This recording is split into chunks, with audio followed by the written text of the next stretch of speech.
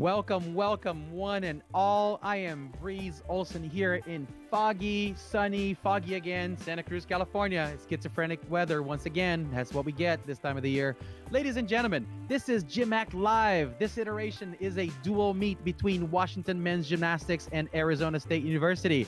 Today is Saturday, the 24th of April, 2021. It's about 5 p.m. here in the Pacific Daylight Times, and we have Washington joining us today from Cascade Elite Gymnastics and ASU from their home gym at Aspire Kids Sports Center. GymACT presents in association with Virtual Stars Gymnastics. This production is brought to you by Men's College Gymnastics YouTube channel. Thank you, John Lucas. This is the last virtual meet of the season, and these two great GymACT West teams are meeting for the second time this year. They had a running earlier in the season in person at Washington, but today they are here virtually with us. Let me go ahead and introduce the local teams, starting with the host. That's right. It's a virtual meet, but we have to choose one to be the home team and one to be the away team. The host team is Washington Men's Gymnastics, and they are coming from us in Seattle, Washington at Cascade Elite Gymnastics. More specifically, Mount Lake Terrace. And Coach Jeff Crockett. Are you there, sir? I am here, Breeze. Perfect. I understand you're there with Perry Lightfoot, who's also helping you as a team representative today. Would you mind, sir, please go ahead and introduce your team for us today? All right, so our competitors today, in no particular order, Jamil Ali. Yeah, you guys can go out. Yeah, Lucas Asari, Joe Mishke, Andrew Lehman, David Rohn, Brody Lusk, Adam Kerwin, Oscar Hemmert, Connor Pattison, Kyle Hendren, Alex Forkos, and our captains Alex May and Ben Bloom. And we also have a new addition to our team, my new assistant coach, Bob Young.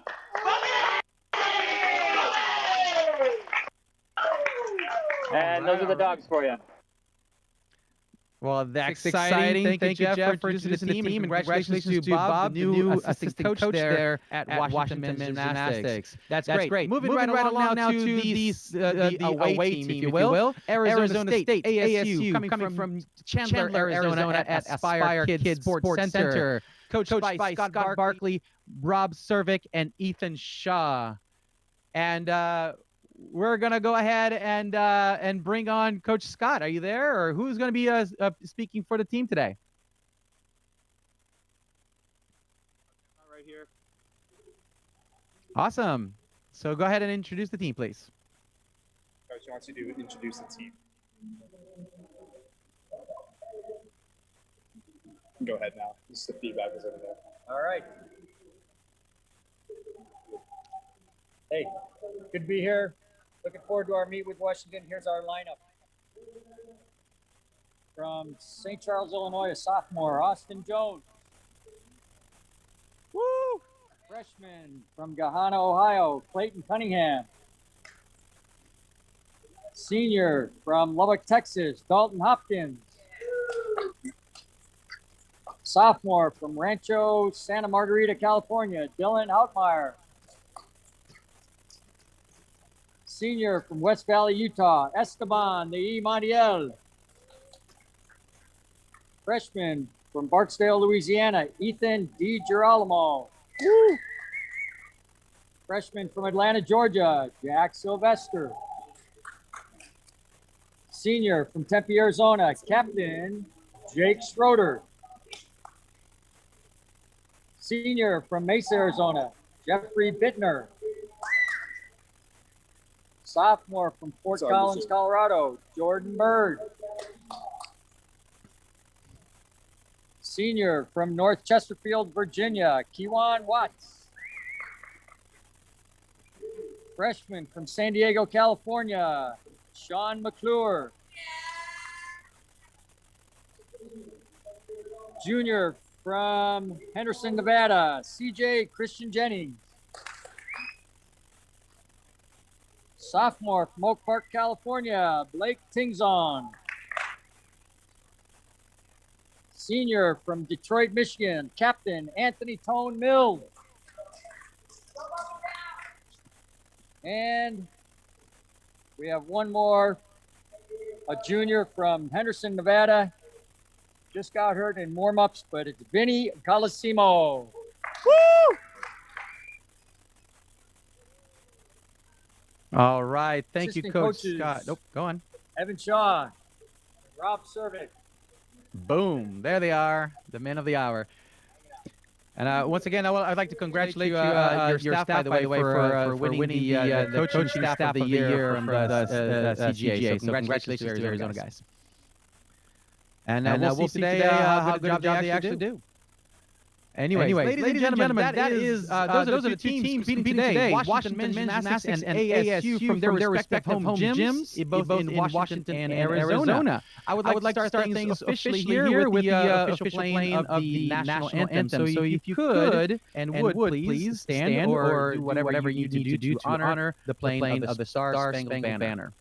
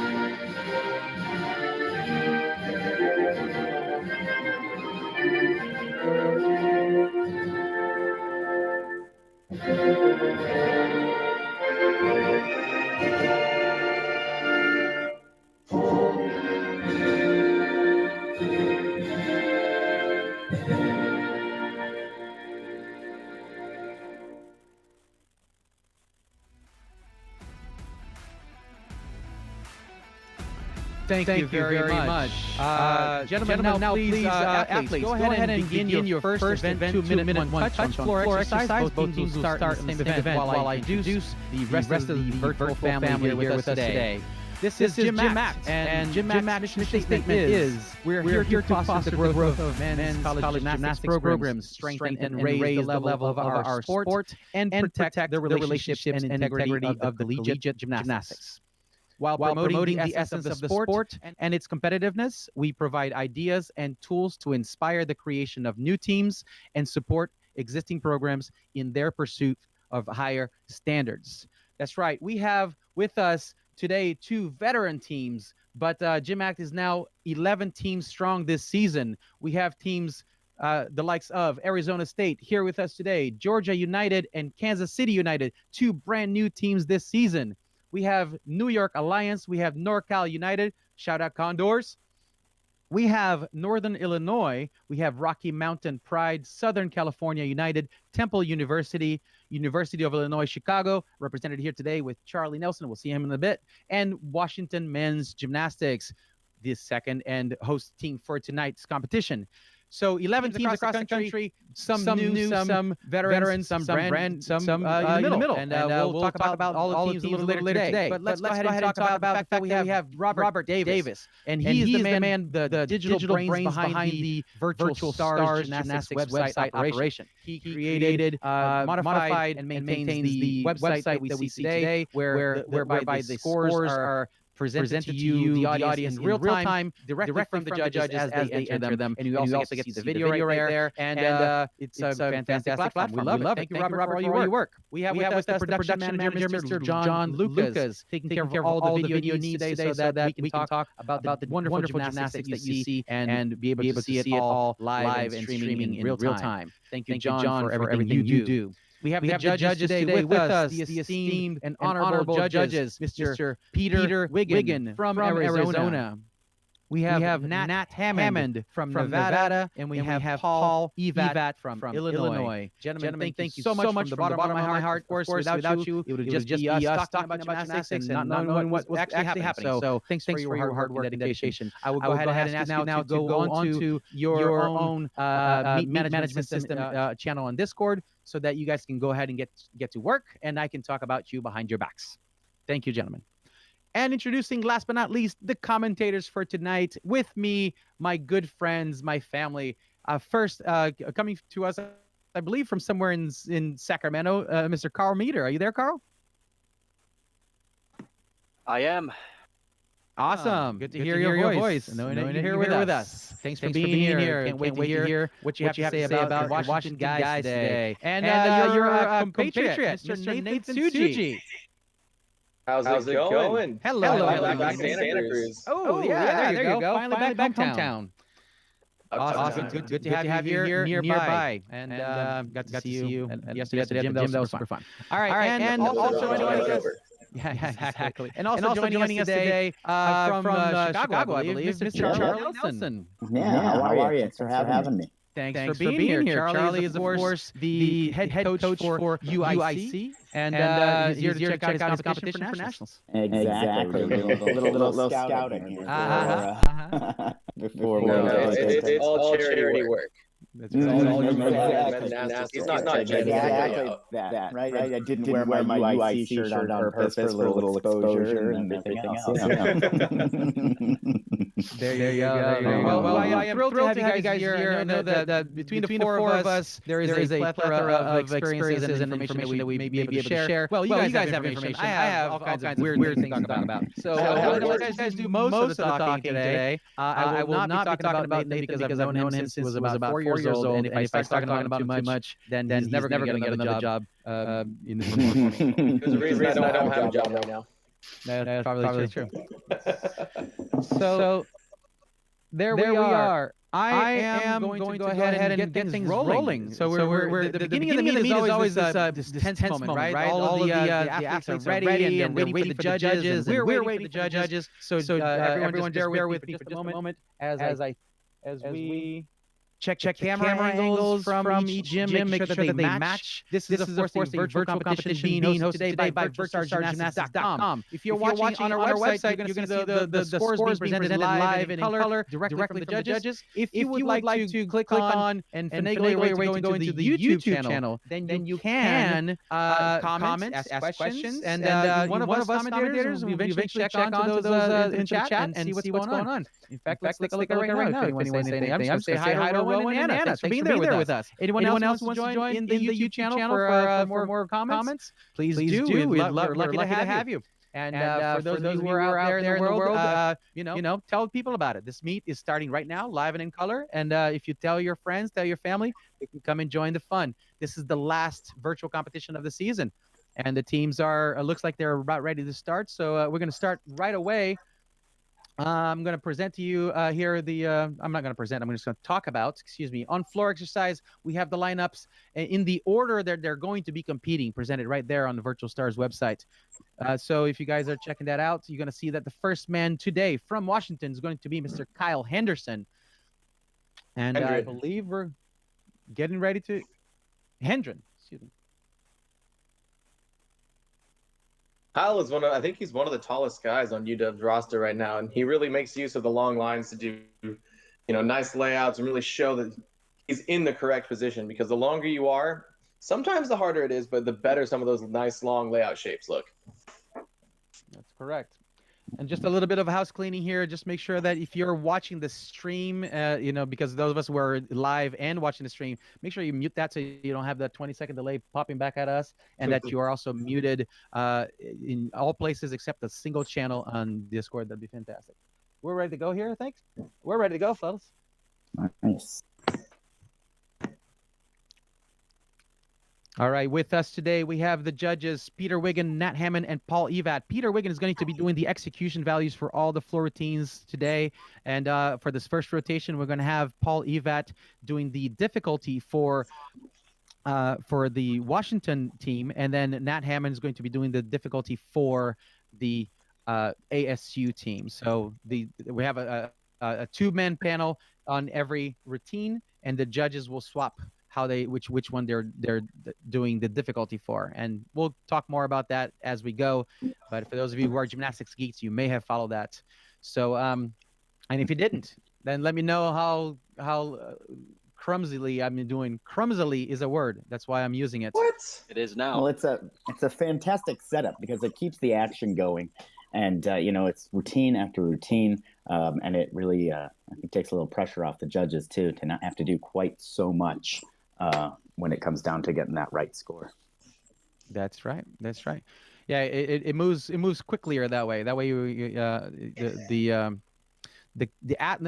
most important thing, and this is the reason we're creating this platform the way that we are, is that we want the athletes to be able to go as quickly as possible and not have to wait, for their turn, right? I mean, obviously there's been a little bit of a lag right now because we're getting things set up, but once the meet gets rolling, you'll see how quickly things will move along. Thanks for joining us.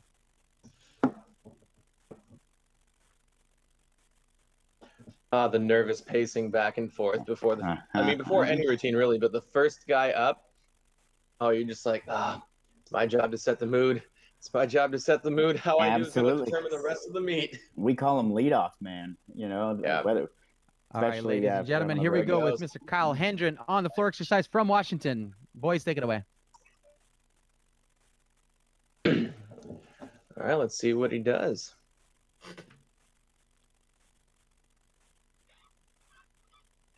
Ooh, nice front full, front full. That was an update in the last code, I believe, where the tucked value of a twist just lowers it by 1. So you're allowed to do a tucked front full and a straight front full, correct? That's right. Yeah. Ooh, nice to see some artistry back in the gymnastics world.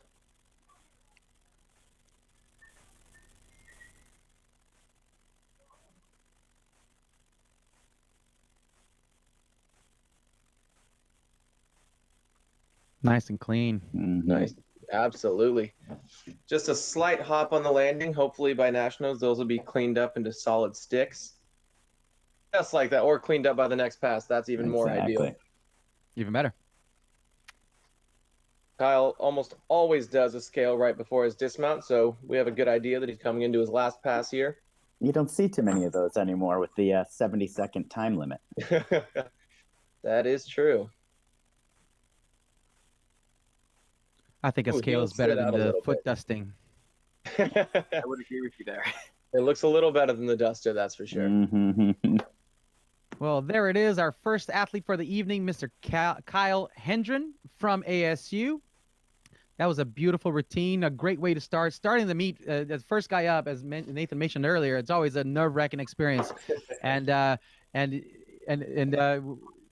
let's not let the other guys waiting. So we're going to go to Washington. Excuse me. We're going to go to Arizona right away with Christian Jennings. All right, Washington got off with a good start on floor. Let's hope ASU can do the same. Ooh, is he needing a mat? Or are they just moving the mat out of the way? We'll find out. Oh, I think he's a backstop. Are we going to see a big first pass here? Oh, never mind. Maybe a big last pass. Yeah. Well, certainly we're at that point of the season where there shouldn't be any landing mats, any crash mats on the floor, partly because we're late in the season. But early in the season for safety, you can have that. But by this point, they figure you should be ready to go, and it'll be a deduction if we see a mat out there. All right, here goes Christian. February, right? Nice double front. Yeah. Blind landing coming in controlled. Nice extension. That's one. Ooh, wow. Doing nice the same thing on the Arabian double there. Wow. That's one thing, if you notice, we did not see that from Kyle Hendren yet. So if you're wondering, is double flip a requirement? It is. It's I believe a 3/10 knock if you don't have a double flip in your routine. Yeah, that's right. Yeah, there are 4 element groups that are required on floor, in fact, in every event but vault. And one of them is a front tumbling pass, one is a back tumbling pass, one is a non-acrobatic skill, for example, the handstand that he just did. And then you have to have a dismount. So, but you can't dismount with a non-acrobatic skill. So that's the gist of the floor requirements. But if you don't do a single double flipping skill at least once in your routine, you lose 3/10 out of your neutral deductions. on a floor routine, and he's took care of that twice already in his routine, so he's going to get Three that times, I believe. full 3 times right. now. I don't think he knows how to do a single flip. Yeah. It's not a bad problem to have. Not at all. Nice 2.5 dismounts. That's a pretty Stuck the stacked first routine. 3 passes. Yeah. That was There pretty it nice is. to see. ASU flag goes up. They're happy with that first performance from Christian Jennings. ASU right there at Aspire Kids Sports Center. We talked about a leadoff man. That's it. That's What a you're routine looking that'll for. get you hype. I've unmuted mine. Anytime you stick the first 2 passes and they're both blind landings, your team is going to get hype, and that's going to set the mood really well for the rest of the competition. Yeah. Hey, Perry, unmute that one. All right. As you can see, the scores are showing live right there on the Virtual Stars website. Next up is going to be David Rowan from Washington. And you can see already that the scores are coming in. The deductions are there. The judges are figuring out there's the strategy of how to, where are all those screens going to be. You've got 3 or 4 computers all on the same desk. And it's kind of a madhouse situation. But here it goes. They're loud and they're proud. The Washington team cheering for their compatriot, their brother, Mr. David Rowan. Oh, nice front double full. Same value as a double front flip. Double front twist or a double front flip is both given the value of a D. We added Struggling 4 to find that tenths to landing a that. little bit. Yeah. Puffs the shoulders, gets ready for his 3rd pass. Ooh. Sometimes the floor just gives you that energy right back if you're not careful and absorbing it. Bummer to see, but it happens. Question is, can you finish up strong? And he does. Brings it back for a nice stuck double full. Going into element group 1. Just got to regain his composure, take some deep breaths, and focus on finishing the routine because it's 5 up, 5 count. Nerve-wracking split before the press ends. Place your bets. Come on now, buddy. All right, you got to move. And it's good. And every 10th counts here. So you have an error middle of the routine. You got to keep fighting through because your scores count and there's nothing getting dropped here. Wow. That. A big pass for Mr. David Rowan from Washington Men's Gymnastics. A 2.5 dismount. That was nicely done. Almost stuck landing. Now, the stuck landing positions, of course, if you stick a dismount that it is of C of higher value, you will get the green flag goes flying up in the air and you get yourself a 1/10 bonus. So that's what we want. We want those stuck landings, of course, but if it's a difficult enough dismount, you actually get bonus points for it. And that's what we're looking for. Moving right along, ASU, Mr. Ethan DiGerolamo. Now, fun fact about this guy, he spent his senior year competing at Technique Gymnastics, where I'm currently working. So, along with his twin brother.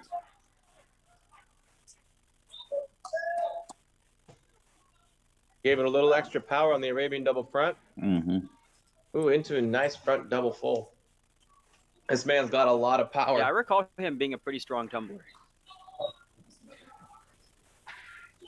Your memory says you're right. He is.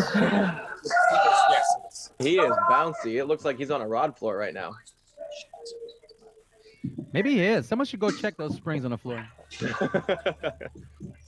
After that first routine with 3 double flips, now seeing this guy going all over the place with all that power. Good. Oh, nice stuck double full. Nice easy 3/10 there in your floor routine. That was one of my favorite passes to do. Yep. And with the foot dusting, I believe this is the dismount. 2.5, almost stuck. Also going for that D level dismount, trying to go for that big skill and a little bit of a step out. Nevertheless, a hard dismount and then the clean routine for Mr. Ethan DiGerolamo. One of the things that I'm liking that I'm seeing so far here is that all 4 routines have had a full value dismount. Everybody's had the full D value so far. I wonder how long we can keep that up. But I mean, if both floor lineups have all D dismounts, that'd be great to see. Just proves the level in GymACT is right up there with the best. That's right. That is the requirement both for FIG as well as NCAA. That for the full value of the element group, you have to do a D dismount. And these guys are doing that so far. Moving right along. This is going quick. Those judges, they want to get this thing going fast. And it's Mr. Andrew Lehman from Washington. Originally from Alaska. Really? I believe so. He was looking for a warm place to live, eh? Hey, dude, comparatively speaking. Nice double back, getting the double flipping requirement out of the way. The temperature of the water is the same as it is in Alaska. Nice 1.5 punch front half. Nice half a point added to the start value there. Ooh, sticky feet going in with a front full. It's always so satisfying to see a nice stuck landing, isn't it? Chest up, Oh, yeah. shapes. Oh, and then it takes a hop on the double full. I'm going to have to yell at him about that later. Come on. Now, you guys stay in touch with these guys from your old stomping grounds there, Nathan and Carl? Unfortunately, not as much these days. Yeah. I'll probably be heading up there soon to yell at them a little bit. Ooh, but all right, another D dismount. Yeah, indeed. Andrew Lehman from Washington putting the hard difficulty. That was fantastic. A great routine. These guys are looking great. Now, we always talk about the fact that, you know, the start value is how hard is your routine. The harder the skill, the more points you accrue. And then the difficulty, that's the difficulty, excuse me. And then your execution or your deductions come from basically 10 free points that you get to start with as long as you have 7 skills in your routine.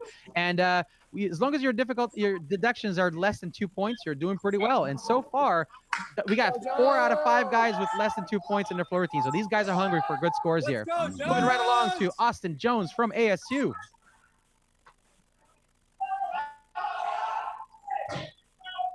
Ooh, big boy gymnastics. Double, 2 flips and 2 twists. That's not what you see too often. No, not anywhere. Yeah. And the way he came out off the floor, his head was leading a little bit. I wasn't expecting that many twists and that many flips. Yeah. His body was fully extended and like as open as a tuck can be before you go into a bad layout. Wow. These are some solid landings. The man can flip, the man can twist.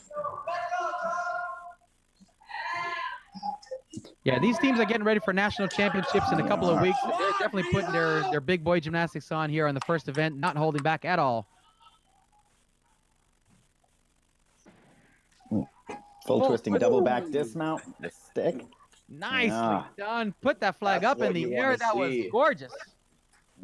Power tumbling coming out of Arizona there. So that was some impressive tumbling there by Mr. Austin Jones from ASU, showing us all kinds of difficulties. Double on the front at the beginning of the routine, and a half in, half out, or a full twisting double back, or a tsukahara, or whatever you want to call it. It's all the same skill. It is hard no matter what do you call it.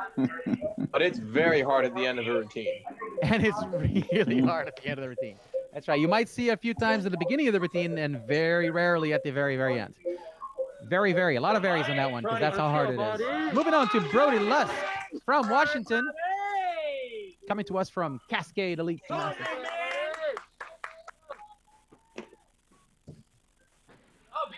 Nicely done. Got to be the shoes. Oh, it's definitely the shoes. There's a beautiful stick. Somebody check straight the up bottom and just to down. make sure they're not covered in honey. Tax. Ooh. This is an execution routine for sure. Jeez, you're judging. This is an easy one, right? There's nothing to write down. Just sitting there enjoying, twirl your thumbs, you can count in your head. Absolutely. I'd like to see him combo that front double full, though. The only stressful part about putting a back layout in your routine after so many hard passes like he was doing is once you've stuck the hard passes, once you've stuck your hard passes, if you don't stick that back layout, shameful. You are never going to hear the end of it from your teammates. Yep. Well, you know, at UIC, we've worked the strategy a little bit. Back layout is worth a tenth less than, you know, double back, and you're still not getting the full element group. And so we've got several guys dismount with just a back layout. When they don't stick it, we talk about it for a week. I'm sure you do. That was Brody Lusk showing us what clean floor gymnastics can look like. Congratulations to the men from Washington. Moving right along to Dalton Hopkins from ASU. Things are moving quickly here. You can see that the scores are popping up. As soon as the deduction score pops up, that's the same judge is going to judge the next athlete. So we move right along. And those judges are in late season form. They're right. singles They're are ready to seasoned. go, They're tight. They're clean. This is moving really fast. It's a strong plan. Front too. 2.5. I've seen these guys That's a the lot. first one I've seen. Let's go, minimize.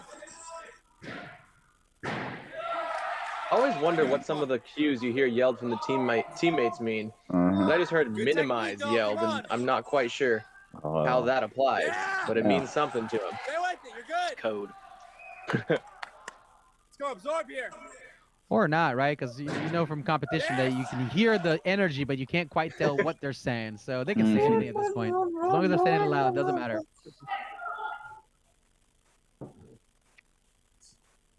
And this just as stressful as not sticking the back layout is the press to handstand. So I Ooh, nice holding his foot up there. It was almost about to go out. He held it up. I like roll that. out of bounds. It's also stressful for you. But No. But that's very impressive to put that combination that late in the routine. It's not an easy thing to do. Ooh, nice triple full dismount. I believe that's the first one we've seen. Putting his feet on the ground every single time. A little wobble there in the previous press, but he did it. That was Dalton Hopkins from ASU.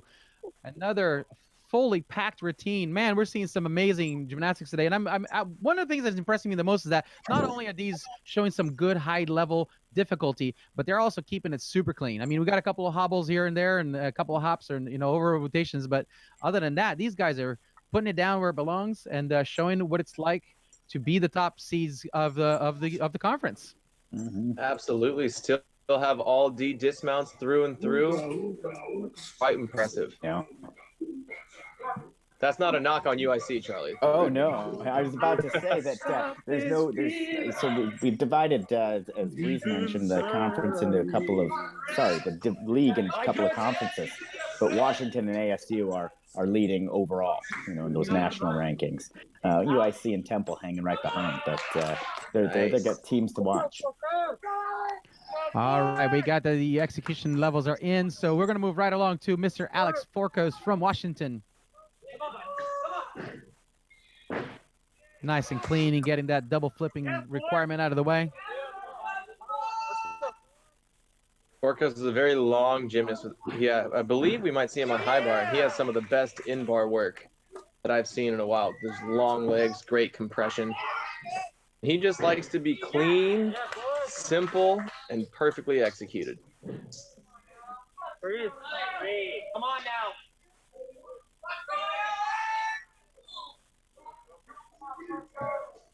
You hear everybody yelling, breathe. If you've never competed, it might seem like a stupid thing for us to be yelling, but trust me, there have been many, many times where my teammates yelled, breathe, and I was like, oh yeah, I should probably do that. Almost every time, in fact, someone says the word breathe, you realize that you're not. Front full. Very nice. That is Alex Forkos from Washington. That was the last man up for their team. And as we mentioned, this is a 5-up, 5-count competition, so every single routine counts for the team score. These guys are fighting tooth and nail for every single landing, every single skill. Every single routine is part of the team competition. And, oh, man, right there, Alex with a 0.8 in deductions only. Man, that is phenomenal. Showed exactly what the judges want to see, which is basically as little as possible for that pen to have to move on their paper. Last one up from the ASU, Mr. Key1 Watts. Going to be showing us some of his tumbling skills today.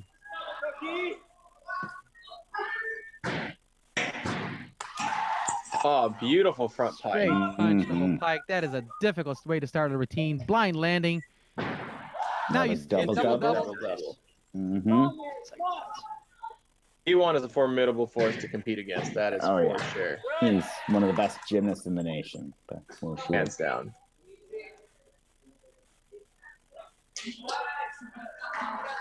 Getting element group 1 out of the way before he goes back to flying. Absorb. There's nothing like just the sound of a human floating down and then smashing into the floor and sticking that landing. It's just satisfying. Nice 1.5 to front 1.5. Oh, it's the duster. You know he's getting ready for the dismount.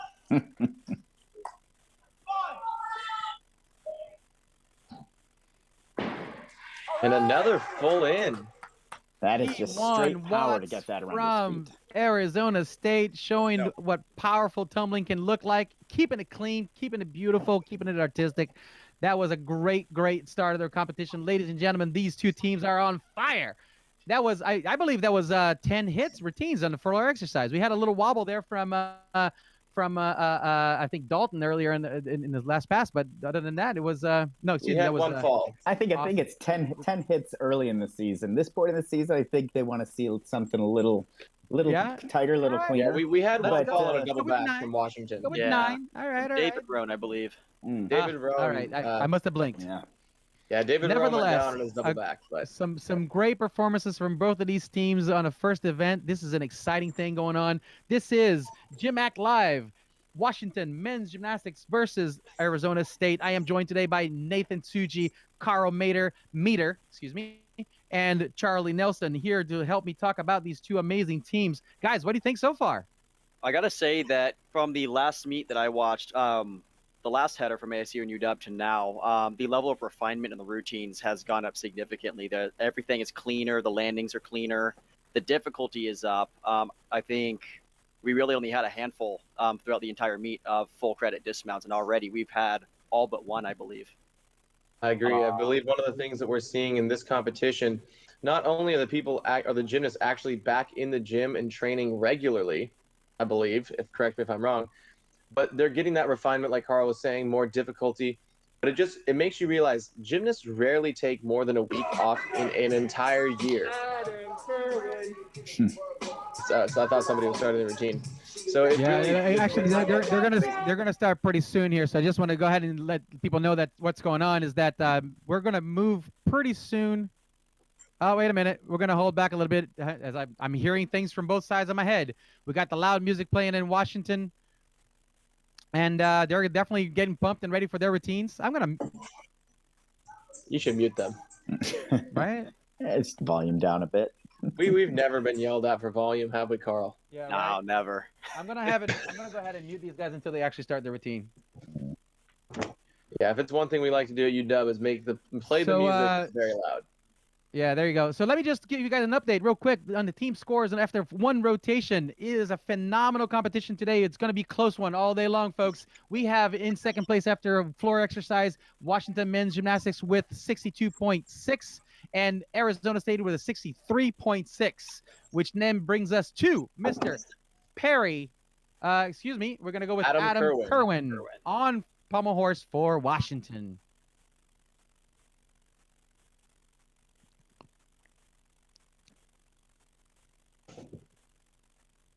Nice travel down, nice long extended arms. Really good job of keeping I love that. the circles.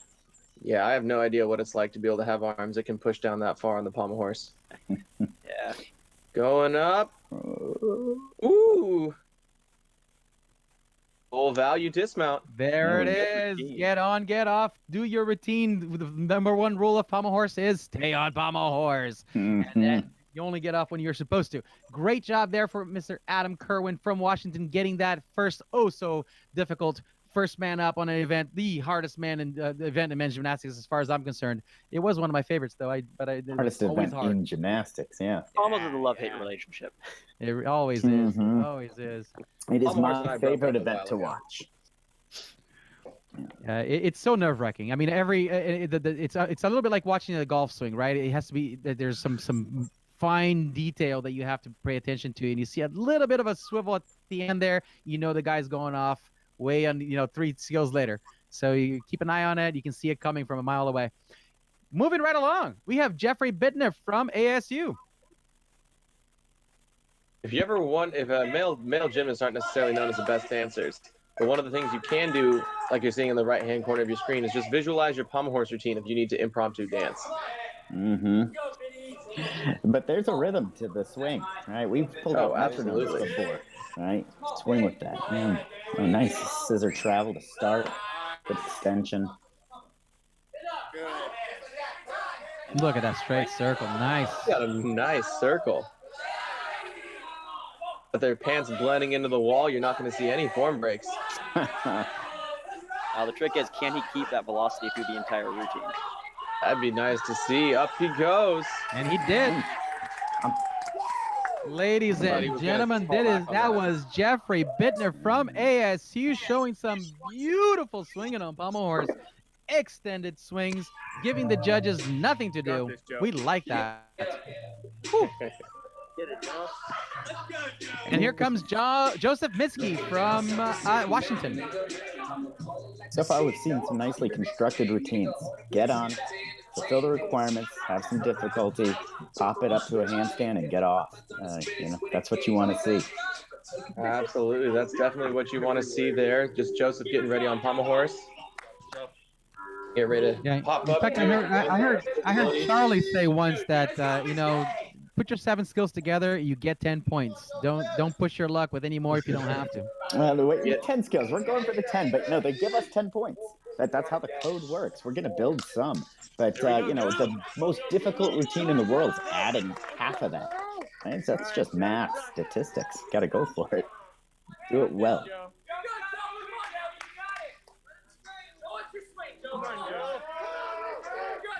Joseph Mitski from Washington. Let's see him keep that streak going. You guys on the live feed, watch the language on the news. We're gonna have to mute you guys. Yeah, no, you're good. Yeah, peace. Come on. Swinging around on that tongue fei, he moved his head a little quickly, right ahead of his rest of his body. Just couldn't get it up and over. Those hips came around, you knew it was pretty much it. And you see him walk off the side there. He's asking if he got credit for it. Come on, Joe, you got this, man. Yeah, once the gymnast falls off the apparatus, he has 30 seconds to remount, and he and the coaches have to make a decision as to whether or not to repeat that skill that he just fell on. And Joseph chooses to keep going his routine. Oh, that is a fight. There it is. It was the right move. Mm-hmm. Joseph Mitski from Washington takes a fall there, but finishes strong. This is what we like to see too. I mean, obviously sometimes things don't go quite as planned, but you keep your head up and you swing as hard as you can and you finish that routine because you know that every 10th counts. So if you take just a moment to hesitate and hold back, then that's when things go badly very quickly, don't they? And here we go back to ASU gym, Mr. Sean McClure.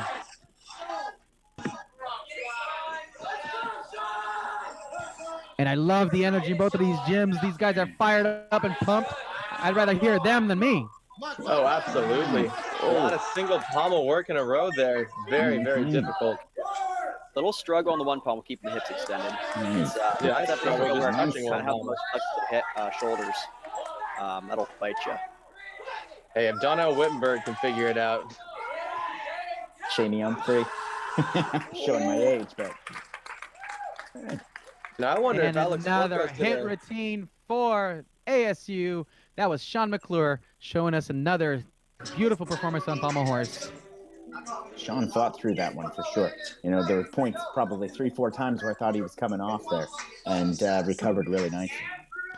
Yeah, the thing about covering up like that is that you see that, the fight is that sometimes, mathematically speaking, it doesn't make sense because you start losing more points than you're gaining, but it certainly does help the morale of your team to have that routine keep going to the end. And here comes from Washington, Mr. Andrew Lehman.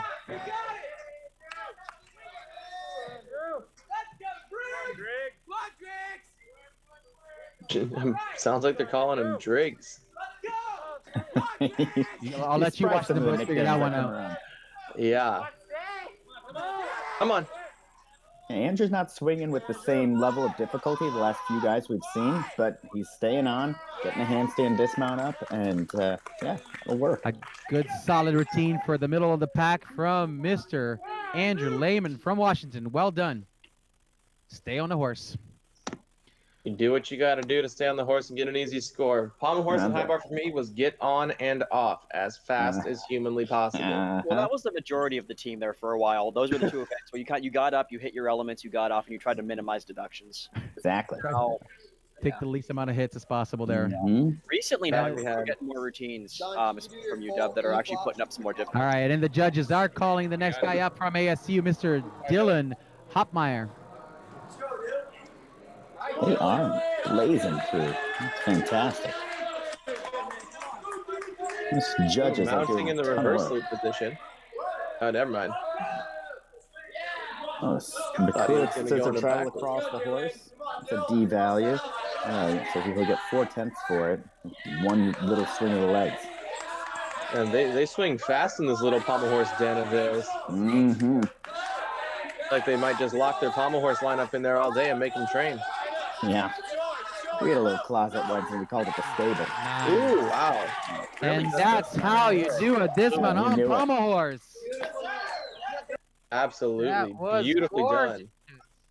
Dylan Hopmeyer from ASU showing us how to swing up to handstand on pommel horse. Any of you out there wondering what people get deducted for on the dismounts, just compare this dismount to any other dismount and you see how every little deviation of that the legs going straight up with momentum is a deduction. And Dylan did a great job at just keeping that movement going. Or I can just bring in the video of you doing your pommel horse dismount last night.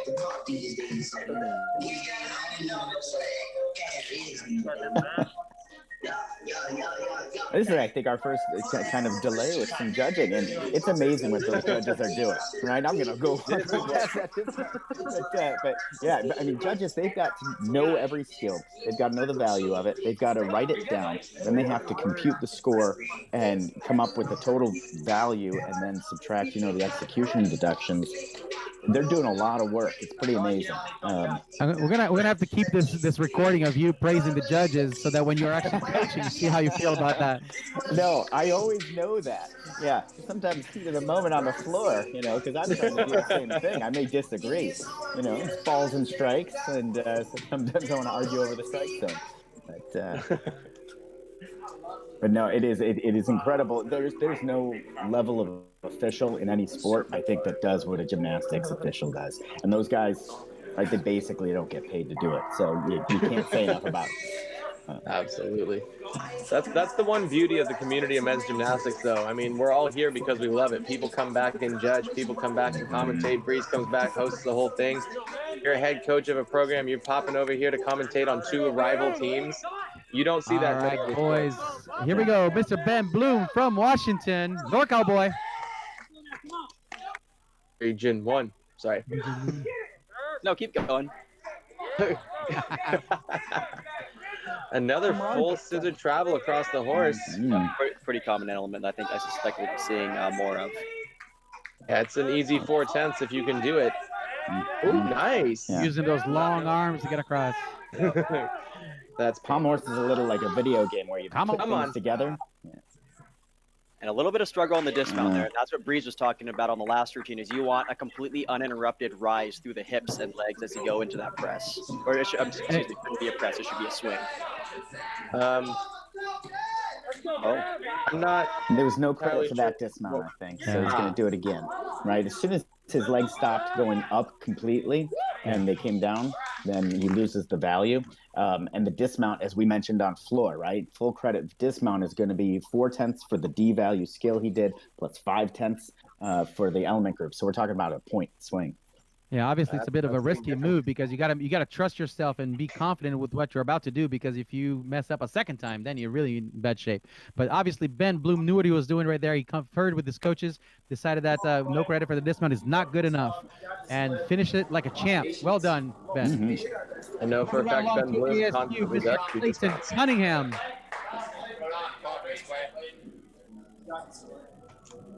Shut up, man. Come on. And this looks like a superhero shot with the lighting in the windows behind him. A little bit. He's got landing down. Nathan's all about the production value now. What? I don't know what you're talking about. All right, let's get it, Clay. Jumping back to some of those. Oh, no, here he comes. Continue that thought later.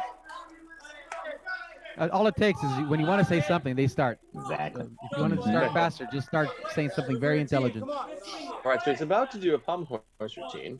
Beautiful leg line. Oh, he said something intelligent. Oh, okay. Oh, come on, fight through it. We all stopped for a second when I said that. Magyar and Savado, these travels as he goes across the horse. Nicely done.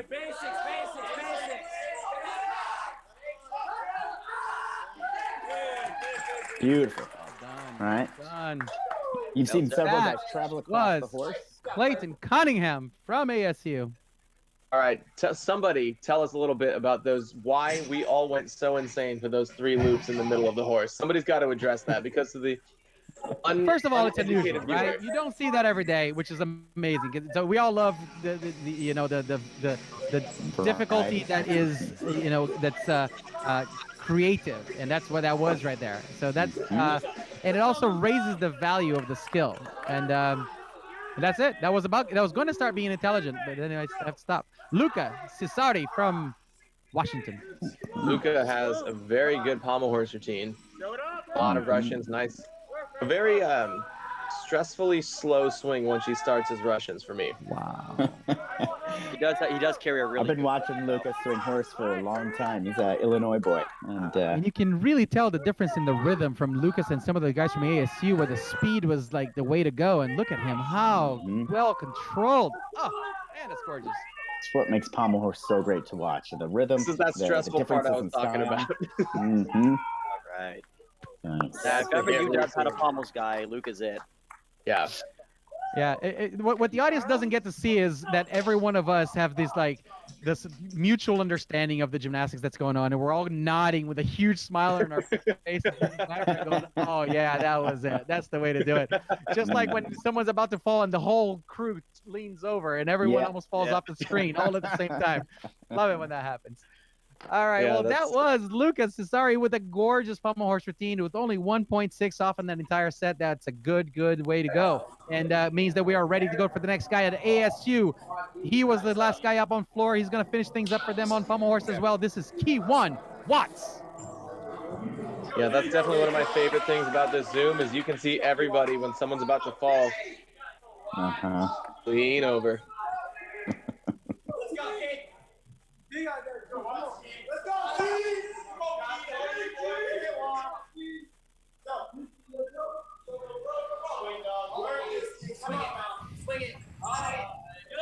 The scissor to handstand, and he does it well. It goes right up to that handstand.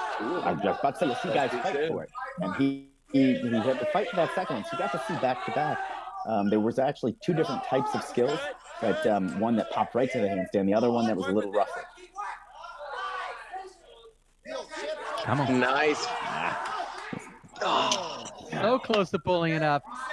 That is an incredibly different skill. Now you're going to see his coach there, Rob Cervic, going to go talk to him because the current rules state you have to do an actual skill out of something so that you can get credit for it, and you will most likely not get credit for that whole long travel that he just did. Does he need it, or does he go on and keep going without it? I'll tell you, from the coaching standpoint, finish up the routine. Yeah, he's already done travel. He doesn't need it anymore. Save your energy. You got 4 more events to do.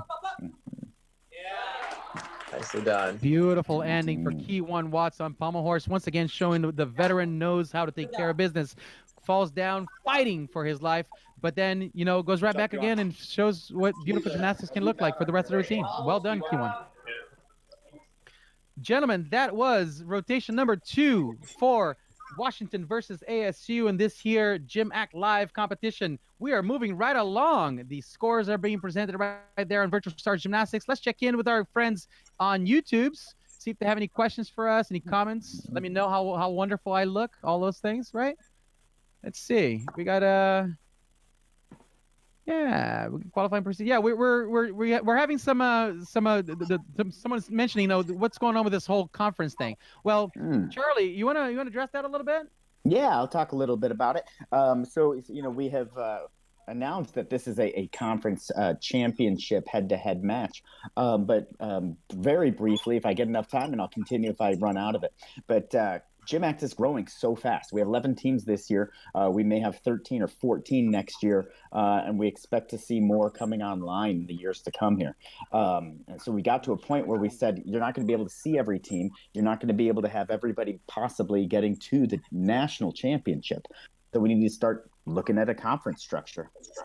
So we've got 2 conferences this year. This is a beta test, right? We're kind of running through it, see how things work.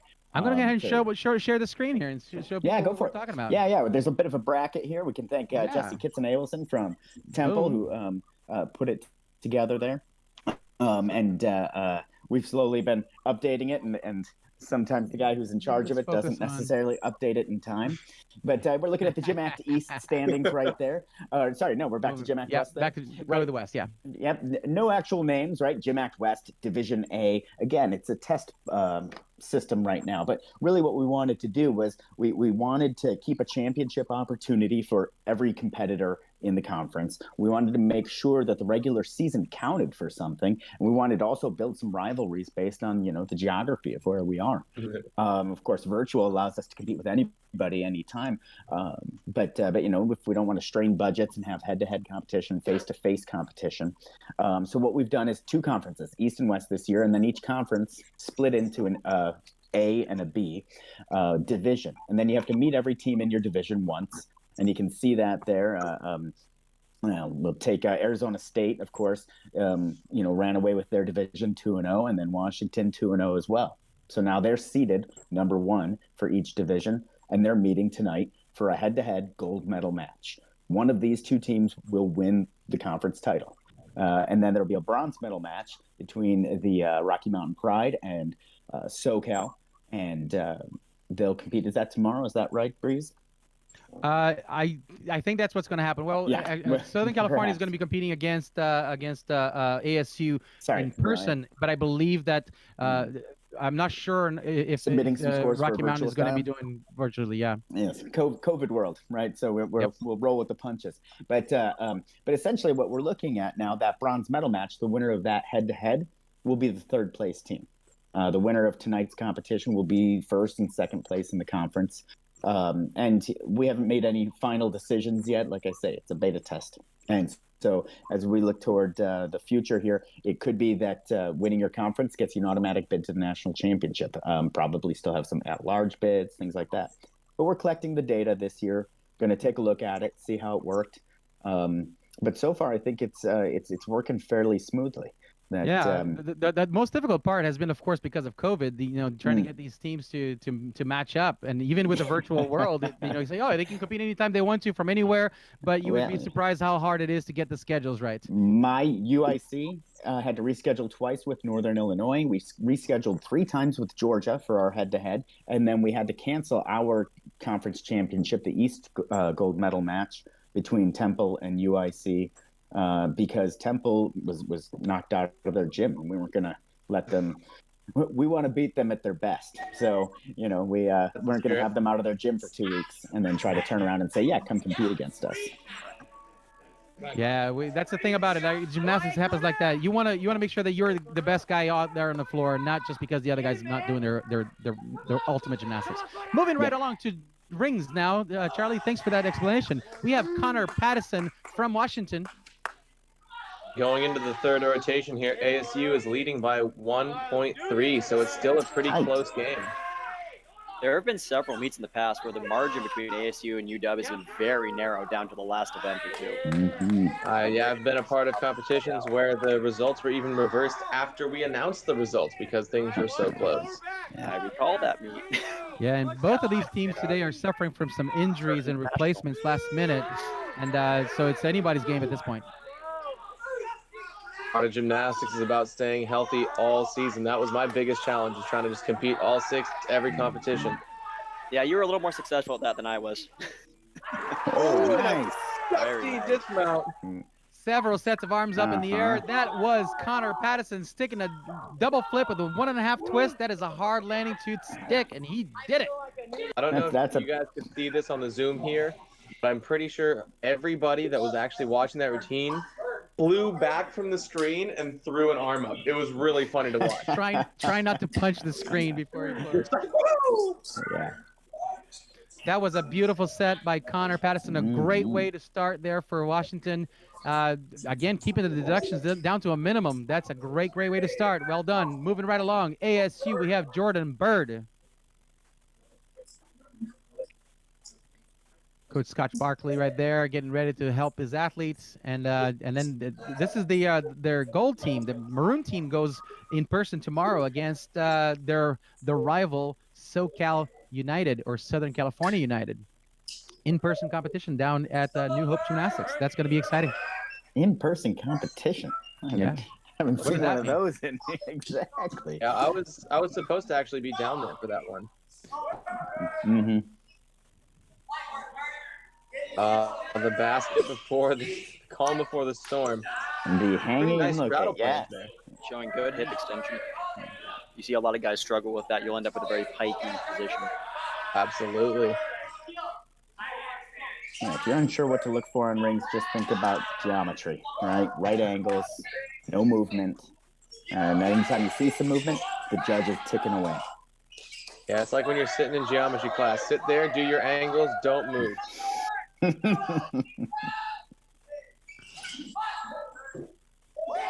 Nice front pull. Two stuck landings in a row from both teams. Now, I like that idea. This is Jordan Bird from ASU showing us again some good control and strength and swinging and landings. Well done. Moving right along now to back to Washington at Cascade Elite Gymnastics. This is going to be Alex May. Who is one of the captains for UW. He's been there a while. You guys competed together, didn't you? Yeah, I was on the team with Alex May. He actually trained in the junior program at Cascade Elite before he joined the team. So he's been in this gym for a long time. Originally from Colorado. You guys didn't scare him away, huh? We tried. Yeah, we tried. That's for sure. Yeah, Alex has been a really solid addition to the team over the years. Really great guy, really great gymnast. There's your right angles. The hardest workers in the gym.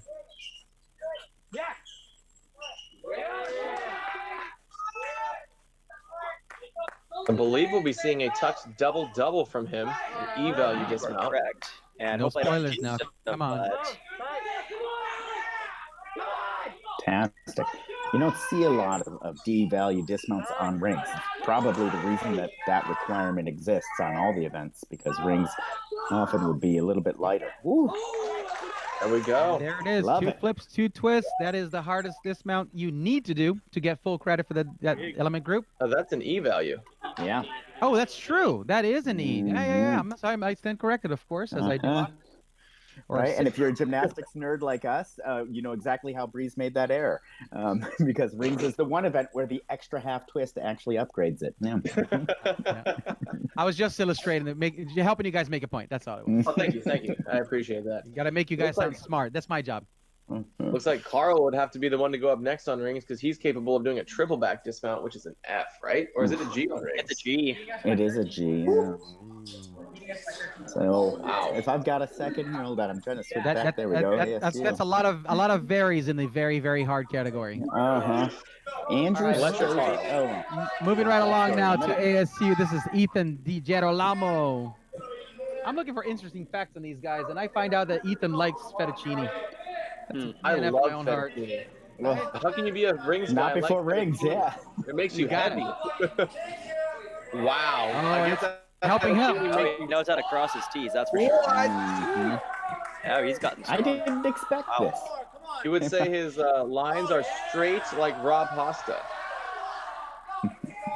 I should probably just mute myself and leave. Yeah, you're going to lose. Once again, the collective head shake just happened.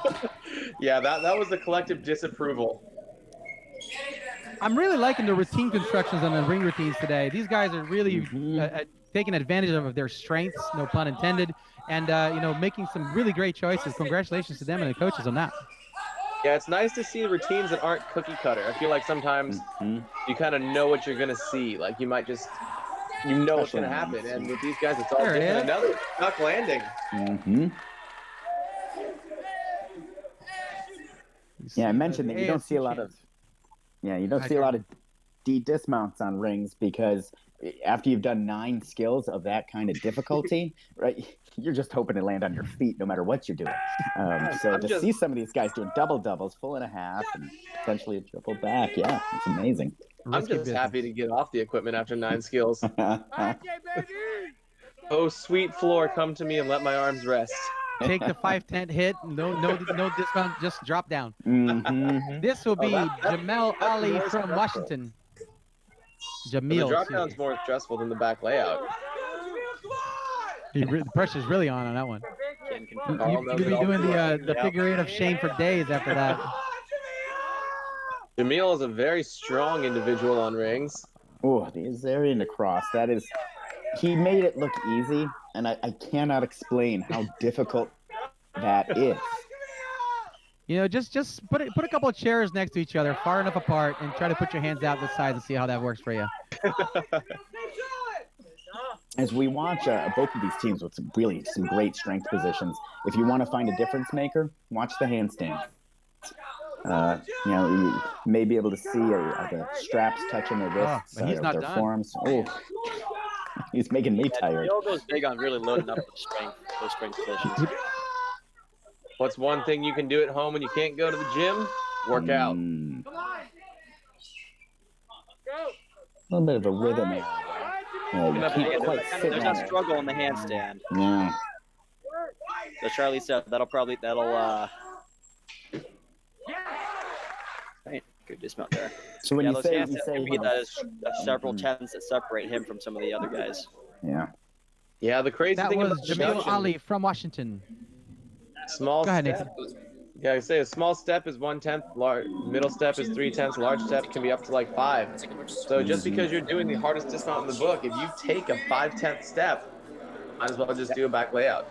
If you do a double and take a large step, you've canceled out all the difficulty that you gain from that skill. Might as well Yeah, just that's where the game of numbers come in place. You got to do hundreds and hundreds of these in workout and find out for yourself what's worth doing or not. And we now go on to ASU, the loudest gym in the country, with Christian Jennings. I think you just laid down a challenge there, Breeze. Yeah. I'll call the UW guys and tell them their challenge to be loud. Hey, You don't want that. I'm all right with that. The more I hear those guys cheering, the less I have to hear you guys talk. You're the one that asked me to be here. All right, let's focus on the rings. Nice slow in-locate, demonstrating flexibility and shoulder mobility. Something that sets gymnasts apart from other weightlifters and things like that. Is First Maltese we've seen today. That was incredible. Now, if you thought a cross was hard, This is like a cross To and a simulate a plunge. Maltese, if you think you can even think about it, go lie down on the floor, face down, put your arms straight down at your sides, and stay push there. your going hands cross into the behind. floor. Yeah, stay there. But push your hands into the floor, and now imagine lifting everything off the floor except for your hands. That's a Maltese. Except it's easier on the floor because the rings are trying to go away from you.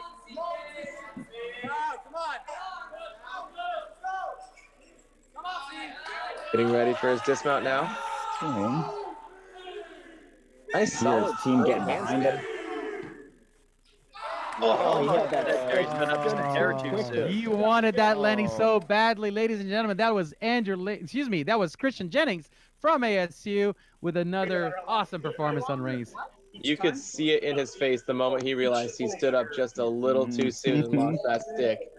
There's no worse feeling because there's nothing you can do except try to hold it, wait, and maybe turn to the judges and salute.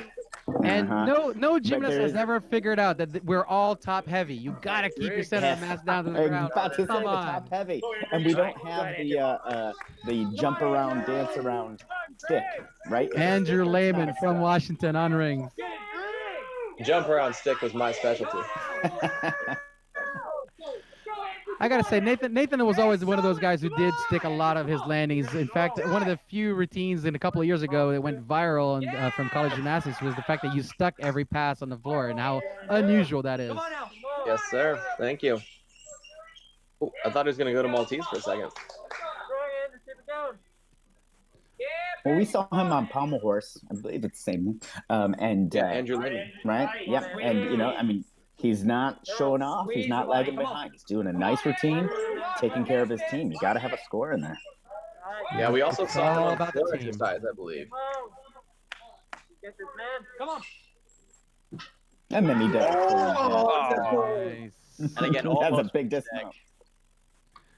Yeah, another great performance by Andrew Lehman right there in the middle of the pack. He's a solid performer, doing like Charlie's saying, nothing incredibly difficult, but keeping it clean, getting those scores up for the team as it is necessary. Keeping the tally going up little by little here. I'm still looking at it. The deductions are looking pretty good on rings. These guys are keeping things well under control. Moving right along to Austin Jones at ASU. Breeze, you're right. I mean, the execution on rings here is really pretty incredible. Usually rings is a lot tighter because every skill, if you too high in the cross, too low in the cross, then you get hit twice. So you see more deductions, but this is really pretty impressive. That's right.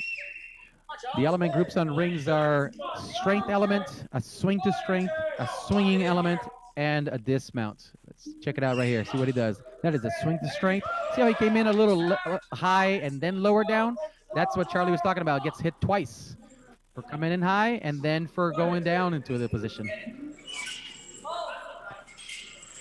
Swinging elements, Johansson followed by a Yamawaki. One of the most common combos you'll see on rings. Yeah. Easy 7/10 if you know how to do it. If you can do it, Pike, put them together and get 7/10. Nice handstand. Nice, Giant. That's one of those things that, just like on floor with a double back, the swing to handstand gives you 3/10. Ooh, another 1.5 twisting double back. Lots of full Popular value today. dismounts today. Yeah. So far, we've only had 2 stuck landings with the flag, though. For the first 2 guys, Connor and Jordan got their ring stuck values. All the other guys, some of them stuck it, but they didn't have the C or higher value on the dismounts. All right, Ben. And here we go, right back again to Washington. You're hearing their teammates calling their name. This is Ben Bloom, senior. Come on, Ben. Captain Ben Bloom. Go ahead. And I believe Ben is one of the athletes who's nominated for the N2 award this year. Isn't that right, Charlie? Yeah, well, I was about to ask. Ben was a finalist last year. He was, correct. And of course, COVID in 2020 and it's kept guys around, which is fantastic. Longevity in this sport is tough. Well, that's one of the beauties of the GymACT structure. Is a lot of these teams like Washington and ASU, SoCal United, the Condors, you can do more than 4 years as long as you're still getting an education and still training and still loving the sport. Yep, absolutely. And coming from the NCAA ranks when I was the head coach at UIC as a paid employee, now being with the club team, that there are rules that just don't make sense. There we go. Wow. But this is one rule that makes sense. You do a dismount, guy's you a stick the champ. landing, Wow. and that's the way to go. Ben Bloom, ladies and Nice gentlemen, job, from Ben. Washington with a double flip with 1.5 twists, stuck landing. That was beautiful. Well done. Showing why his maturity and leadership pays off right there. Look how getting the love from the teammates. Perfect. That That's camaraderie Fantastic. and that celebration after a hit routine, that is one of the things that I desperately miss from competition days. Yeah, without a doubt. I can remember being 3/4 of the way through a routine and you hear your teammates cheering and it just gives you that extra thing to go. And this is why you see on the U.S. Olympic teams, those guys come out of college programs because they're battle tested. Oh, absolutely. And here goes Dalton Hopkins from ASU on the rings. Final competitor on the rings. Finishing up. This will be halfway through the meet once he's done.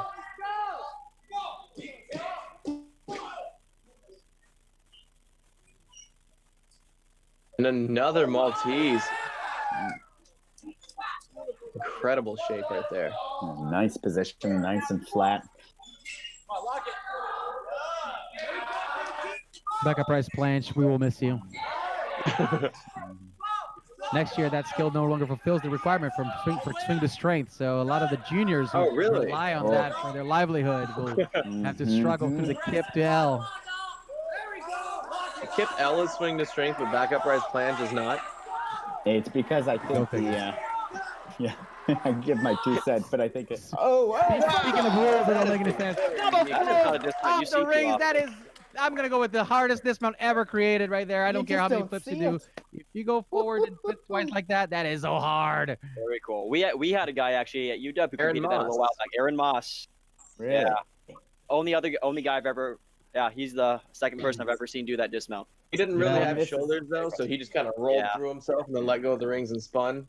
So from somebody that did that much strength in their routine to do a front double fold dismount was incredible. Oh, and he swung beautifully. That's going to have a beautiful execution score. Wow, that was impressive. Only 1.7. Well, ladies and gentlemen, that is the third rotation, and we are moving right along. I am going to put us through the halftime show, if you will. I'm going to call on our host, team coach, Mr. Jeff Crockett, aka the Raptor. We are going to bring him over here. For We'll find out why. Am I not supposed to say that? I don't know. I have no filter. You guys hired me for this. You should have known better. All right, Jeff, are you there with us? I am here, Breeze, and you can call me Raptor. I like it. All right, I will do so. Since I don't know the story behind it, I'm going to go with it's clean and it's appropriate. So let's just go with that. Yes, it's fine. Hey, listen, man. First off, thanks for having us. Thanks for being the catalyst for this competition and bringing us all together here in this amazing setup. And what a great first 3 events it's been. Wow, super, great gymnastics, great camaraderie from both teams, amazing presentation, great energy. How are you feeling about things so far? I echo everything you just said. It's just been really exciting. There's been a couple of bumps here and there, but there's been some pretty awesome routines. A lot of these guys are coming through pretty big today, so I'm pretty happy with how it's gone so far. Yeah, we're just a few weeks away from national championships in Daytona Beach in tandem with the developmentals. And obviously, you guys are not holding back punches right now. You're putting out the difficulty and end the presentation. So seems to be the strategy. Is that what I'm saying? Yeah, we might have a couple of secret weapons we will pull out at nationals. You never know. So you're gonna have to stay tuned for sure. I see Charlie snickering there in the background. I think you're just not telling us the truth because you don't want Charlie to get all your secrets. Right. His secret is great gymnastics on his team there. So, yeah, I know the secret. Yeah.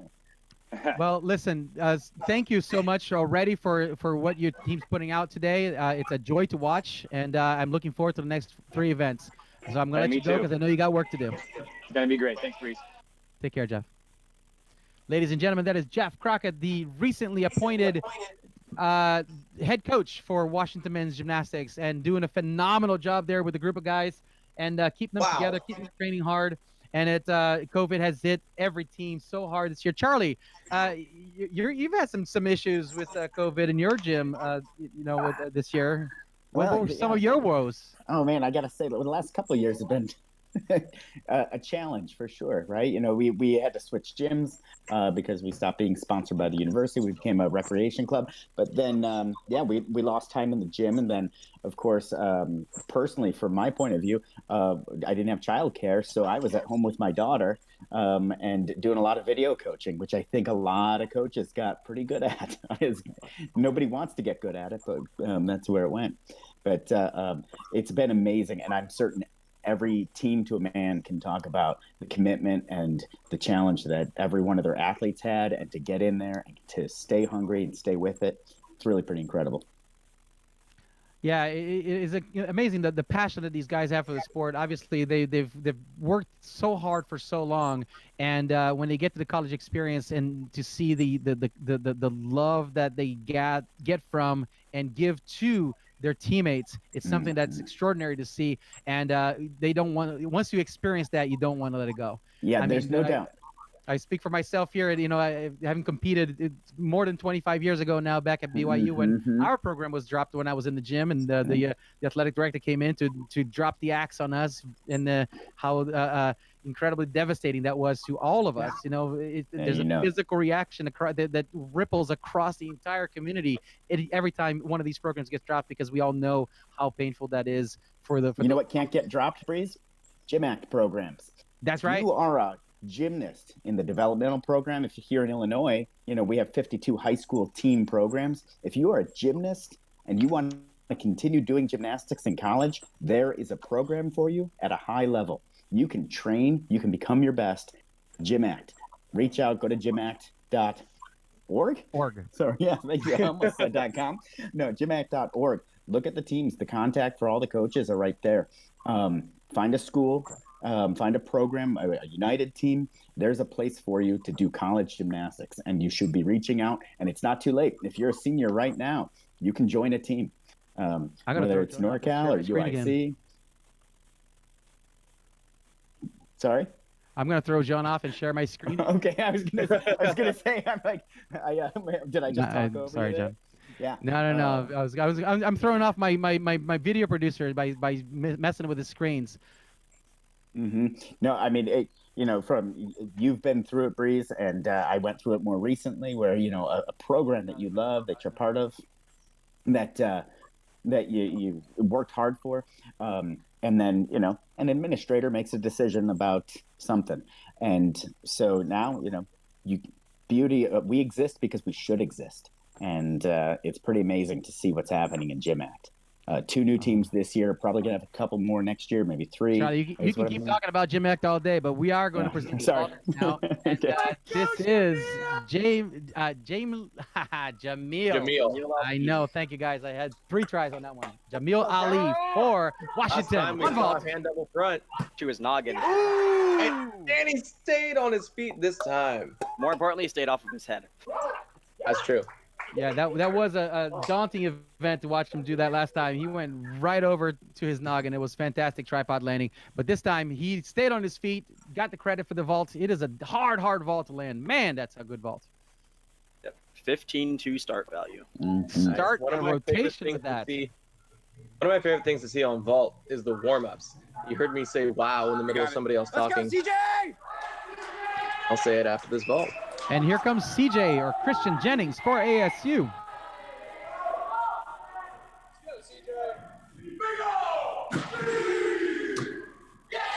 Nicely done.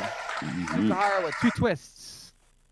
And a Yeah, layup one of my favorite position. things to see on vault is the warm-ups, because you remember when you start gymnastics, you might just be doing a front handspring over the vault, and the hardest thing to do is to make sure you clear your back. And you see these guys warming up, they do that front handspring, but they pop and just go to the moon. That is a lot of force off your arms and shoulders right there. That is what happens on a vault. Run hard, jump hard, try to stick the landing. Moving right along to Washington. Back again, we have Mr. Connor Patterson. Pattison. There's no R there. Sure, give the Brazilian dyslexic man something to read. Oh, absolutely. We got to have some form of comedy in this live stream, don't we? Let's go, Connor! Is known for his cleaner lines, so let's see if he can stick this landing. Ooh, almost. Little hop. Yeah, that's the detriment of the. You see these guys landing on a softer mats here than you normally would see in competitions, because obviously they're in their own home gym, and this is the hardest surface as we can muster. But which makes it much safer, much better for your body. Of course, you can do more repetitions without as much risk of injury. But landing on a soft mat actually is harder to stick. So that is the downside of it. Yeah, it throws off your timing, right? You're trying to jump down on Jello. Yeah. Yeah, Connor Patterson only half a point off on that vault. Wow. Ooh. Beautiful Big vault. propulsion there. Austin Jones from ASU. Little off skew, and you see him landing 1 foot outside of the landing area right there. Those lines are, of course, as you can imagine, a small deduction to land with 1 foot outside of it. But also it tells the judges that not only did he land with his feet off the line, but he also went crooked throughout the entire vault. So there's more deductions down the pike before that landing happened. Yeah, going And back Alex- to the judges I've seen. Sorry, go ahead. No, I'm just going to say Alex May is on Washington, and go ahead. No, I was going to say, everything the judges are trying to see, vaults last about 7 seconds from the time he starts running. And they're catching a lot of things in there.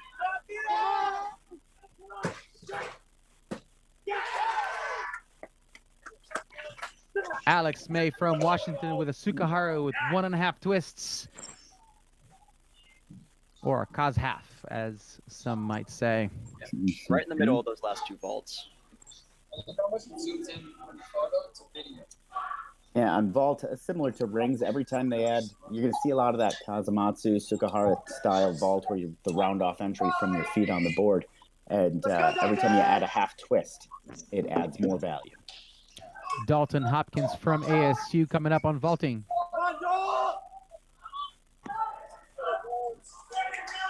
I still say horse once in a while, though. Nice landing. Yeah, a little short, a little sharp. I think on that landing, he was lucky that he was on a softer mat. I think that on a normal surface, that would have been a bit of an ankle biter. Indeed. We all have felt that, some more than others. Charlie, what was your vault? Oh, I didn't vault much after high school, but I will tell you, like the Heck full. the first vault, it was a tech suit that I competed in competition. I broke my foot, so Brutal. I vaulted after that. Sorry to bring back Rest of those my vault memories. career- Oh, it wasn't too bad.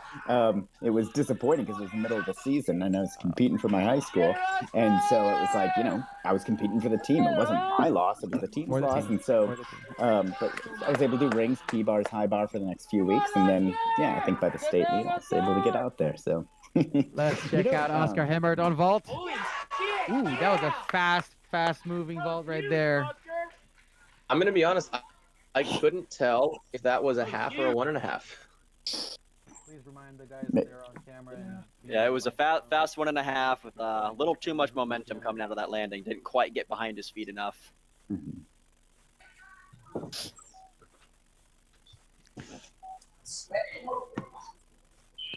I'm gonna have to go back and slow-mo that one. Mm-hmm. Yeah. I'm gonna jump back on that one. I mentioned my high school vaulting career. You know that Scott at ASU and Scott Barkley, we went to the same high school. Same as Don Osborne.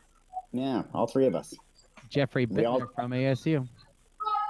Which high school was that, Charlie? Oak Park River Forest High School, just outside of Chicago.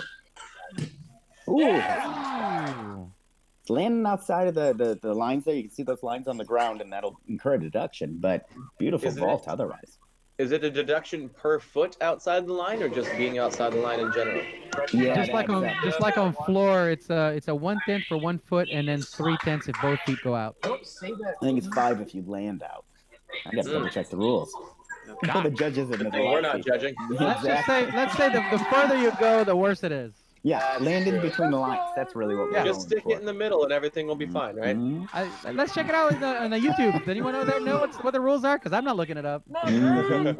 Yeah, I didn't bring my code with me. I'm letting the judges do their job. You all right? That's Oh, right in and the there center it there. is, Mr. Make it Andrew easy. Lehman Nice. on vault. All day long, the 1.5s, getting it done. Yeah. That was my vault in college. Me too. Did very Yeah, well. but Breeze did it on a horse. Yeah, therefore Breeze is the I did. started. I vaulted that on the horse. My hands would slide across that thing like no one's business. Oh, yeah. Yeah.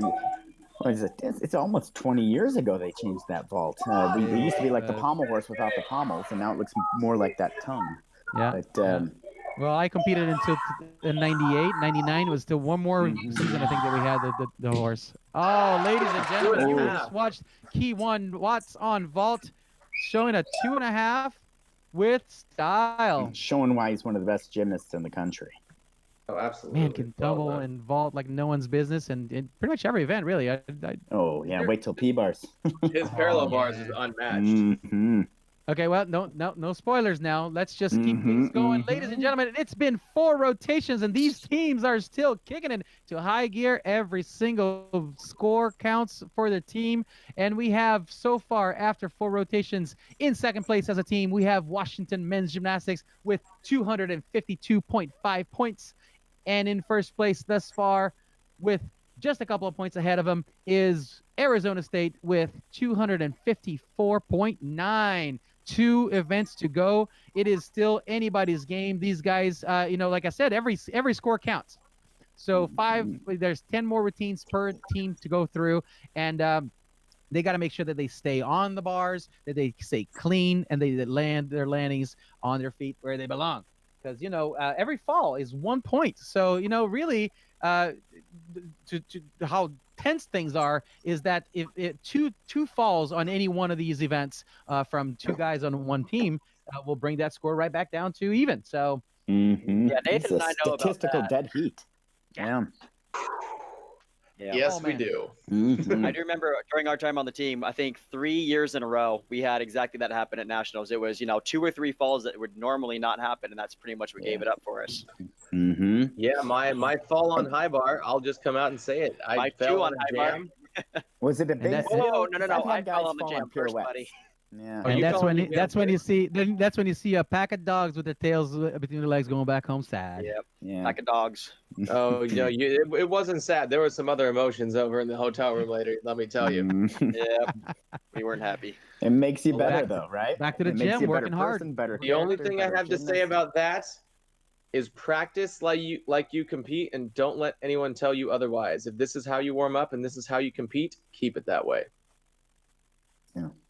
Yeah, good point. Some wise words from Nathan Tsuji right there, ladies and gentlemen. Now, Nathan, let's pull you up here for P-Bars, because P-Bars is one of your strength events. In fact, I have several memories of you for parallel bars, but I'm just going to talk about the most recent endeavors. You were in training not long ago with Cirque du Soleil, and tell me a little bit about that. Yeah, I thought I knew parallel bars. I thought that I was decent at parallel bars, and I thought that parallel bars were fun. And then it turns out, I can't give you the specifics about what the apparatus was, but we can say that it was P-bars. And we'll just say, if you imagine Cirque put their twist on P-bars, you can imagine how terrifying that would be, and that there were definitely more than 2 parallel bars. So yeah, that was Parallel bars. Parallel bars. That sounds about right to me, actually. And I remember times when I used to be like, no, it has to be 52 centimeters wide and all this, and then you got 3 guys on the parallel bars doing Diamondovs at the same time. Suddenly you're like, all right, do I have chalk? I don't even care. Is this guy's foot coming at my face? That's what matters more. So when I watch a whole new perspective when you see the guys being so meticulous about the setups, right? And now you got feet swinging at you. Yeah, absolutely. It makes me I went back, without saying specifics, I went back into the gym to train parallel bars on the actual setting, and it was like, wow, these are really small. Well, and that was about a year and a bit ago, and then you guys were what, 3 or 4 weeks away from opening the show, is it not? Yeah, we were 6 weeks out from world premiere and starting a 10 to 15 year world tour. And they said, oh, yeah, no, it's just going to be like 4 weeks. Go home, and then you guys will come back. Yeah, that was March 15th, 2020. And that's what happens, ladies and gentlemen. We move on, and we adapt again and again. And now he's here with us talking about gymnastics. So thank you for being here. Absolutely. I would have been doing this anyways. Well, I guess there wouldn't be virtual competitions, but that's the one thing. The gymnastics community is amazing. There was Olympians from all over the world doing that show with me. And actually, the cool part is these Olympians, guys like Ash Watson, Axel Agi, guys that are in the Olympics, they knew about these GymACT teams. They knew about UW. They knew who Jeff Crockett was. Like, oh, the guy that did the double twisting Jaeger. They knew the guys from ASU. So it's crazy. These teams, you might, GymACT isn't NCAA. We are known worldwide. That's awesome. All right, and here we are. Speaking of GymACT Live, Washington versus ASU, the conference championships on the west side, and these 2 teams are head-to-head here.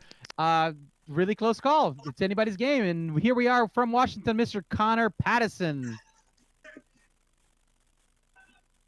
Connor's been a pretty consistent starter on just about every event. I was about to say, he's having a nice day so far. So you got to pick somebody who you know is going to hit clean and really set the pace for the entire event. He's a good guy to pick. Kona's the man for that.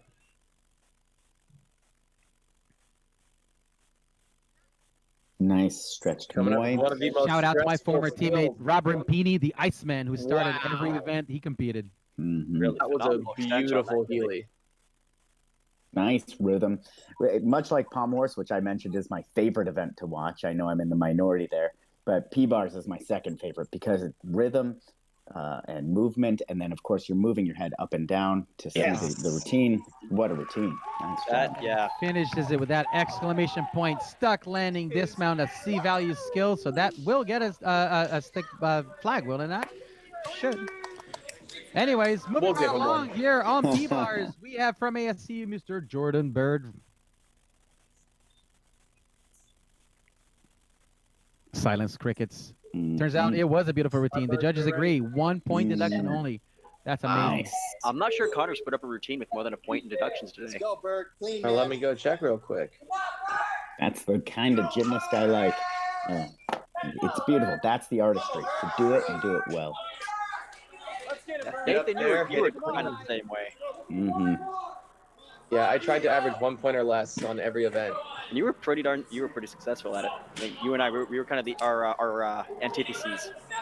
Yeah, Carl was all difficulty, crazy Zero skills execution. with the judges.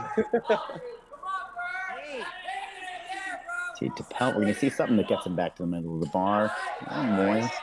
More C value skill. And you see him doing that tap so he can keep his legs straight so that it can be a C. If you do it with the bent leg swing, it devalues that skill to a B. Oh, it devalues the skill to a B? Devalues the skill to a B. Lowers it Gonna on mute down. me There you soon. go. Full another step. We getting the green flag on that one? Let's find out. I give him the green flag. I always give him the green flag. Let's be I'm honest. giving him a green flag.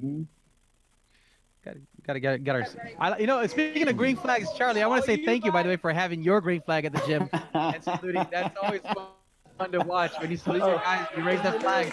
You actually do it right in front of the camera, and we see it. It works perfectly. Like I said, I know that if judging is hard and you're going to do it virtually, let's make it easier. And so give a visual cue, and same for the athletes. They're saluting the camera, which is where the judge is seeing you from, trying to make it as, as in person as possible. So yeah, I pull out a flag, and then of course And you can see that I think it's a stick.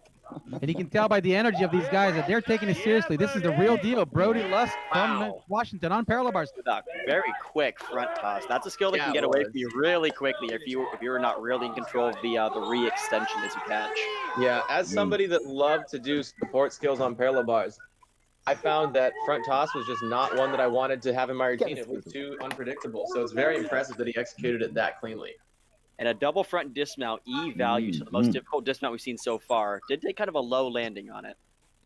But he found his feet. I always wonder about guys who do both the whip it and the double front dismounts, and how dangerously close those two skills can be in your head if you don't pay attention to what you're doing. Well, I did the double front between and the double front dismount, and I didn't have much of an issue. Except for when he did a front 1 1/4 to 1 rail. Yeah, we don't talk about that.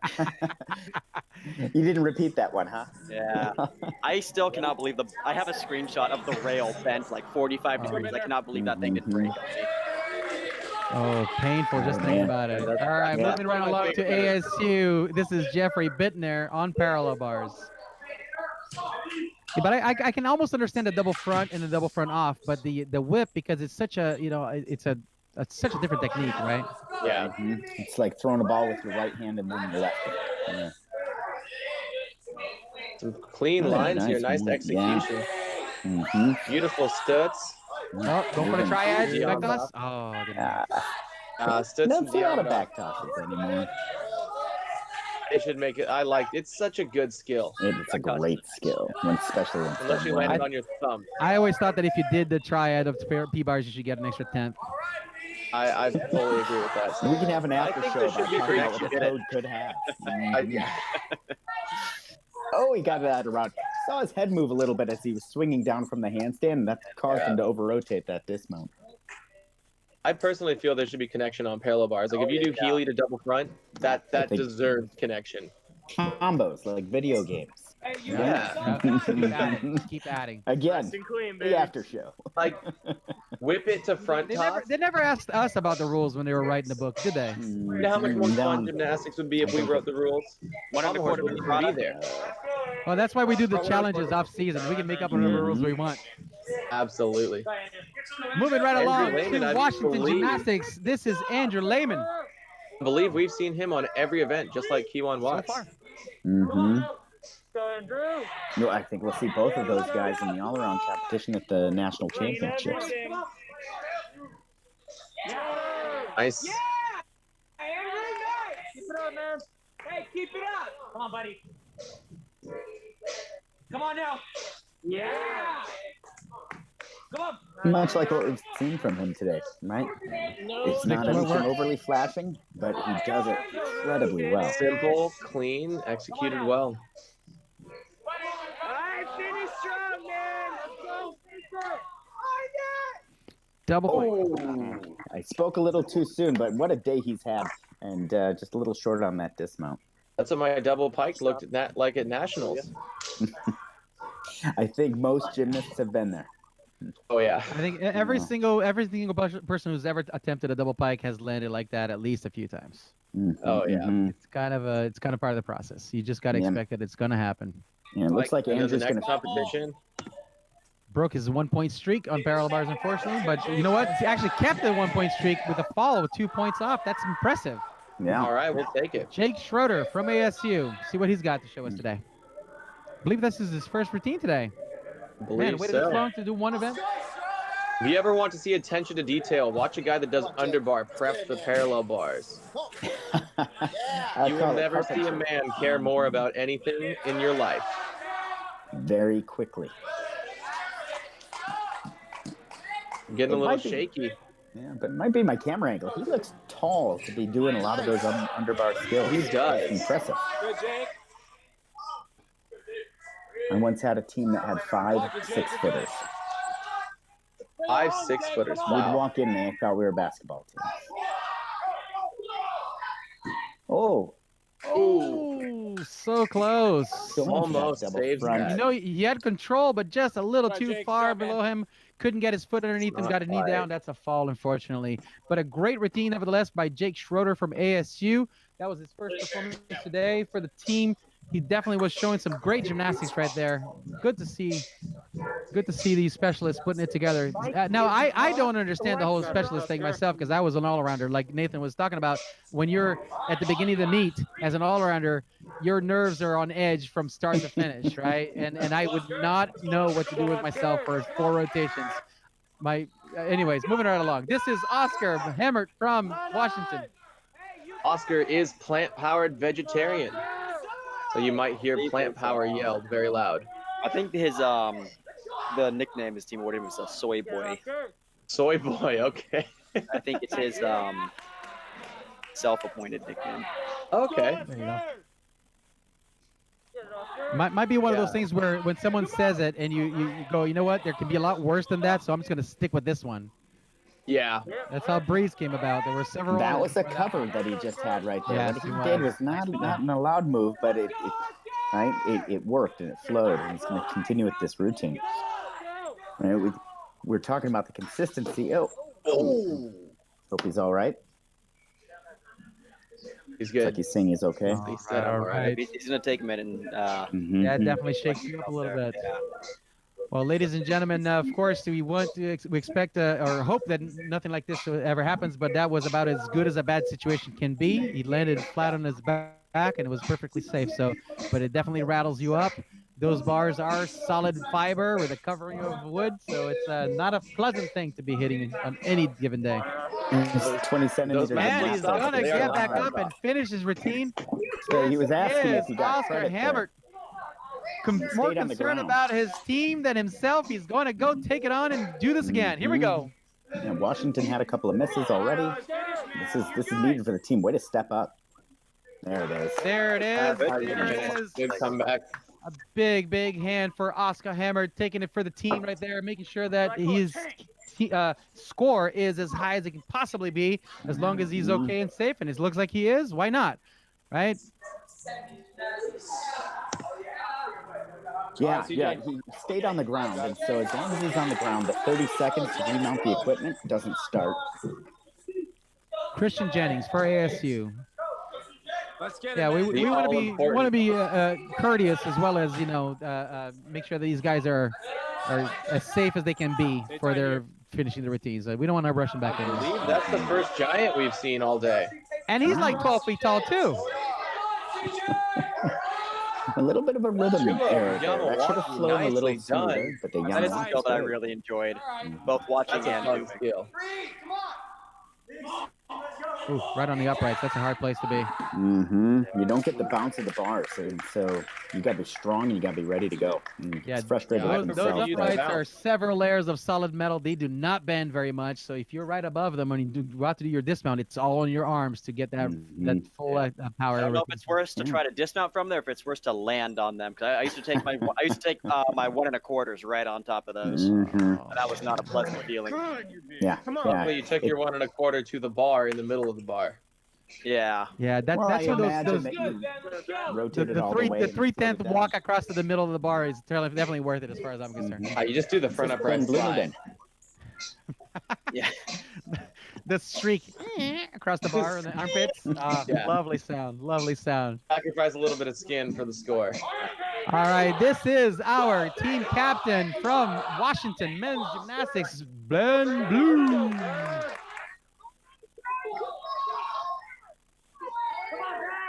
Go, Ben. And a gymnast is very focused on presentation and form. Come on, Ben. Yeah, Ben really checks all the boxes and really bridges the gap well between good execution and really loading a routine up with strong tempo as well. Yeah, he's kind of like a combination of the two of us. So far, so good. A little bobble there on that.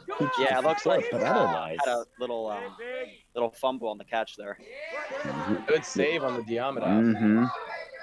Yeah, timing is so important on parallel bars. If you're a little bit rushed, it doesn't rotate the way you think it should. Oh, what a beautiful back up rise to handstand. That's it. Sometimes you see that and it looks so labored. Yeah. Parallel bars is one of those events where I found adrenaline does not help me. Mm-hmm. Nice double pike. Great That's routine. the way to do a double pike. Could have kicked out even earlier than he did. Beautiful job by Ben Bloom, showing once again why he deserves to be the team. Beautiful performance and style and execution and difficulty all put together. What a great athlete. And one of the most focused athletes I have ever met. Man, I've been in the gym with these guys a couple times. We did camp together at Woodward a few years ago now. And a hard man to read because he's just so into his own world and brain. It's amazing what's going on there. Very, very focused. And the last athlete of the parallel bar rotation for Arizona State University, Mr. Kewan Watts. Yeah, Kewan's really going to show us how this event can be done. It's going to flow. It's going to look easy, and none of it is. It's pretty amazing.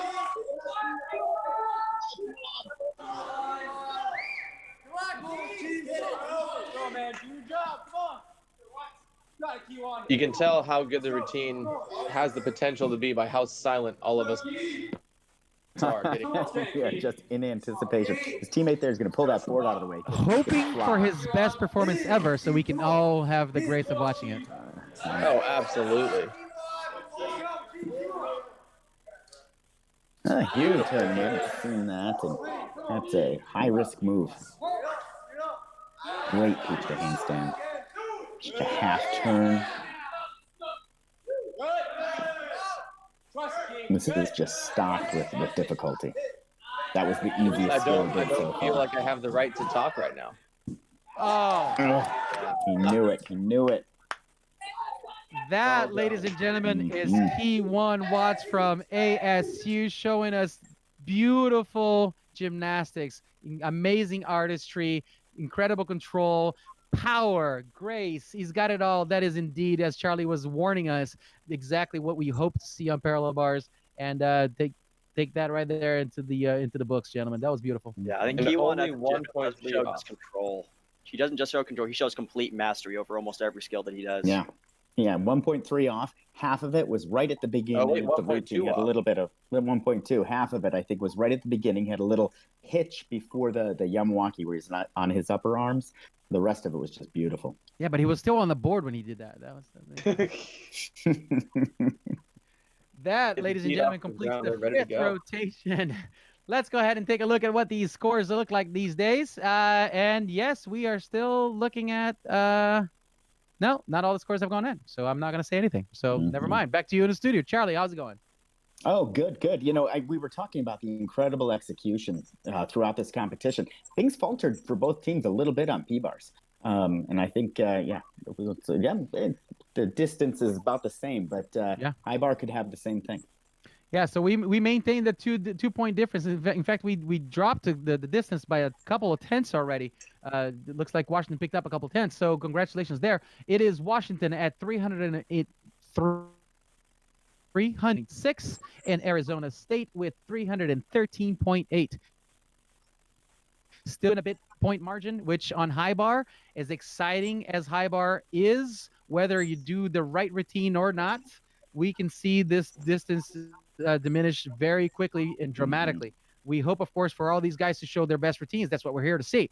We want to see the judges have very little to do with their deduction pens, and we want to see the best exercises possible. But you never know. This is high bar. This is gymnastics. This is the last event. These guys have been working hard, throwing their punches as hard as they can and going for the difficulty, going for the clean routines. And high bar is again, one of those routines, one of those events where precision is paramount, right? You want to make sure that you hit those angles and the handstands on the turning skills. You want to make sure that you catch your release moves as far as possible from the bar so that you get as much swing as possible. So that's why you'll see these guys taking the extra risk. They don't throw their release moves right on top of the bar because that kills your swing, and that's a lot of deductions. So you want to catch the bar barely holding on with a dowel over the top, and that and that's what gets exciting about it. Yeah, you really got to be on the razor's edge of being just barely not too far. Just barely not too far. I think that's the quote of the day. Write that down. GymACT, hashtag just barely not too far. Just barely not too far. That sounds like a movie. That should be a documentary on Carl's life. Or Carl, if you ever write an autobiography, call it just barely not too far. Not too far. I like it, but no, there's no doubt. Yeah. So go ahead. And I know I was going to talk to Carl a little bit about high bar because that is one of the things that I still see you posting on the interwebs, all kinds of fun things. It's one of your I want to say favorite, but may or may not be, but it certainly is a lot. Certainly is one of my to watch. favorites. Yeah, I enjoy it a lot. That was the one event that I think I kind of stood out for me, where I kind of found a couple unique things to do, and that's where I found the most enjoyment was just not really in competing, but just doing the skills and kind of having fun with it. Carl says a couple. In reality, everything he did on high bar was unique. He did pommel horse on high bar. He invented his own skill on high bar. Only time I enjoyed pommels. When you went on high bar. What is there a skill or a couple of skills that you particularly love doing more than others? So the method in which I got into my German giant swings was one of my favorites, and that was I would do a back uprise into a care, kind of like a care. On pommels, a kip to care. I would finish. So a half turn and you finish it backward, and then I would fall backward. For people who don't know what a German giant is, it was one of my favorite. Your best description of it. It was hard. Yeah, I'll describe it as if somebody's trying to rip your arms off, he swung around the bar that way. Oh, I did kind of rip one of my arms off, actually. So. Well, he successfully did rip one of his arms off. Yeah. Oh man. And having all those Germans, and then beat one of his teammates with it, and then put it back on. Yep.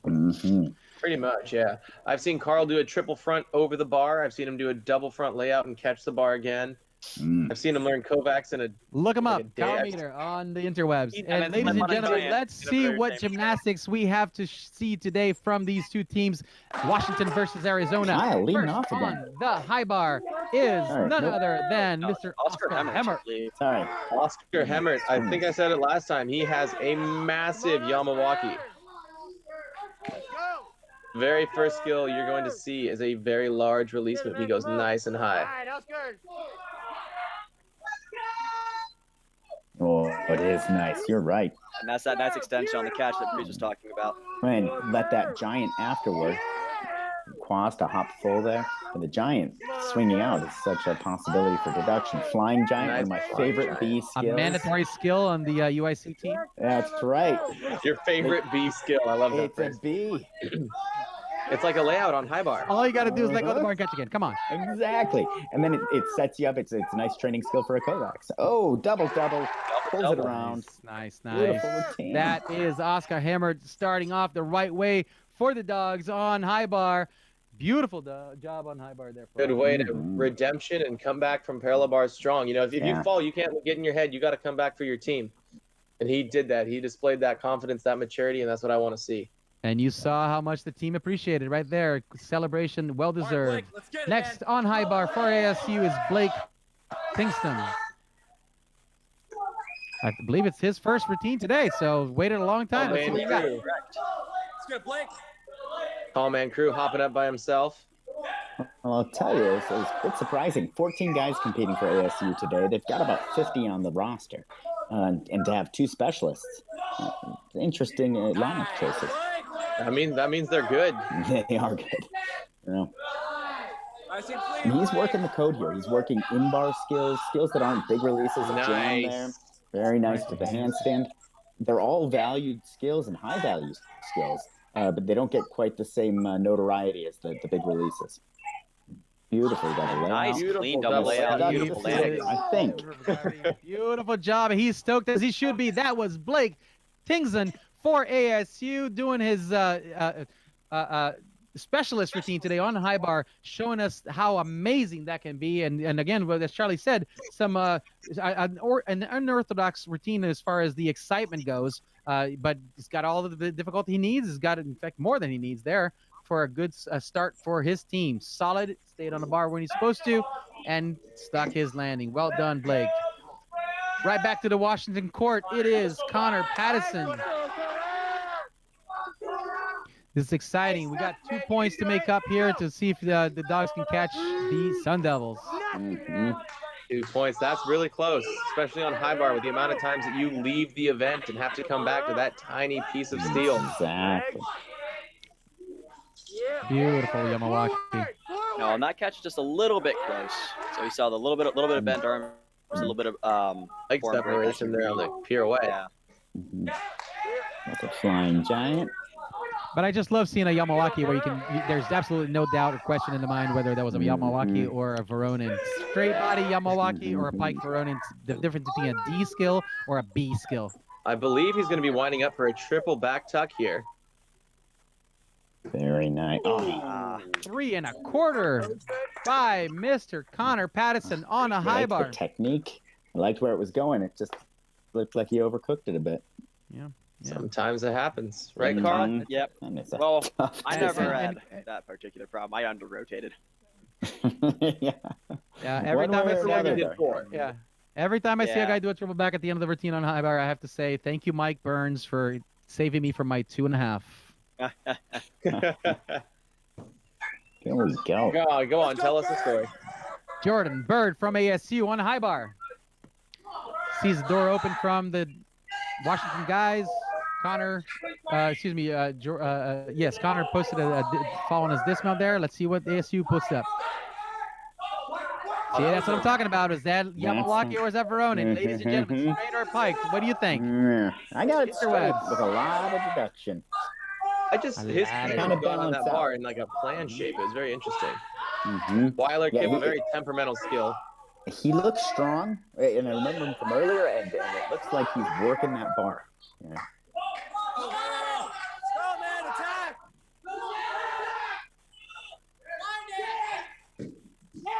Ooh, good save on that landing.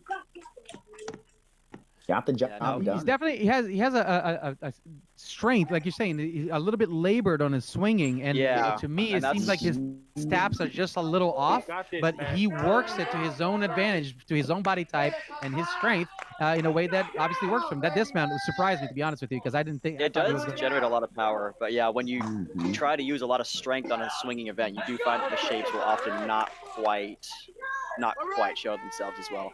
True. Here comes Alex May. All right, Alex can put up a really solid routine. Curious to see what releases he'll end up doing today. It's fun when you got so many options to choose from and figure out what he's going to put in the routine. He's definitely one of those guys. Right there in the fingertips. I'm talking about. Was it barely, almost not quite too far? Barely, almost not quite too far. For his in-bar skill, that's a requirement. You have to do a skill near the bar. Another double-double. Beautiful. So he kept it short and sweet on that one. He's got 2 or 3 more releases that if he wants to stack the difficulty, he can throw in there. Yeah, I've seen him do Kovacs and Coleman, but sometimes just get on the bar, fulfill your element group, and get off the bar, and that's how you get the highest score. Well, and it's about the team event here, right? So he's got to make sure, he can in an event final for himself, throw everything at the kitchen sink. But for the team event, hit your routine, get the job done. Absolutely. That's why sometimes when we needed a strong score, but Carl's heels were broken, he would do his routine and literally drop down because the rest of his routine was so powerful. That's what we needed. Yeah. And once again, I'd like to give a shout out to the judges today. We have with us today Mr. Peter Wiggin from Arizona. We got Nat Hammond from Las Vegas and Paul Evat right there in your neck of the woods, Charlie, from Illinois. Right. These guys are doing a phenomenal job keeping the meat rolling quick. Look at it split fast. I like it. This is Jack Silvestar from ASU. I said his name off so many times already. They gave me an actual pronunciation guide for Silvestar. That was another nice Yamawaki. Yes, it was. Yamawaki is that jump, that throw over the bar with a straight body. When it's done with a straight body, it's a D value, and so you'll see a lot of them. For those of you who just saw him pop his hands like that, if you want to envision how he's grabbing the bar, lift your hands up with your palms towards your face. Now move your thumbs in. Now move your thumbs out and keep going. That's how he was holding the bar. It is very difficult. Was so confusing, even Jack. I'll jump us right back into the competition here because right here with this fall, this is an interesting turn of events here. Charlie's not just a fall, right? I mean, he struggled with that. He struggled. He had an extra swing. There's some deduction before he came off the event, then the point fall. And this really could potentially open the door for Washington. This has changed the competition. Arizona has been tight all day long, 5 events into the 6th, and we'll see, how both teams react. Thank you, Charlie. Indeed, it's 5 men up, 5 count, and every routine makes a difference, and we all know that. They all know that, and here puts the drama. You can hear the noise in the gym as the guys know they just need to give him all the energy. Oh, that's how you come back. Strong Absolutely. That's how you come back from the fall. Yes, sir. For the team right there, calm and collected, puts it where it belongs. Well done, sir. Well done indeed. Yeah, what a great recovery. But the door still open, I'm going to say, for Washington here to make up that difference. Yeah, that definitely those, because it's not, again, if you're going to fall off an event and you struggle and you stay on, that's one thing. But if you do all those extra swings and you break form and you try to get the giant to go around, and you see there, unfortunately, for Jack with 3.6 in deductions, but he gets the stuck landing bonus. Good job. You got to minimize it after it starts. Alex Sforko's coming up, has some very nice in-bar work. And definitely one of the more consistent guys on the team. I think to follow up a routine like that, he's a good guy to be going right now. Absolutely. And you saw him clearly going for a Veroni with a nice spike shape, keeping it clean, keeping it close to the bar, nice and safe.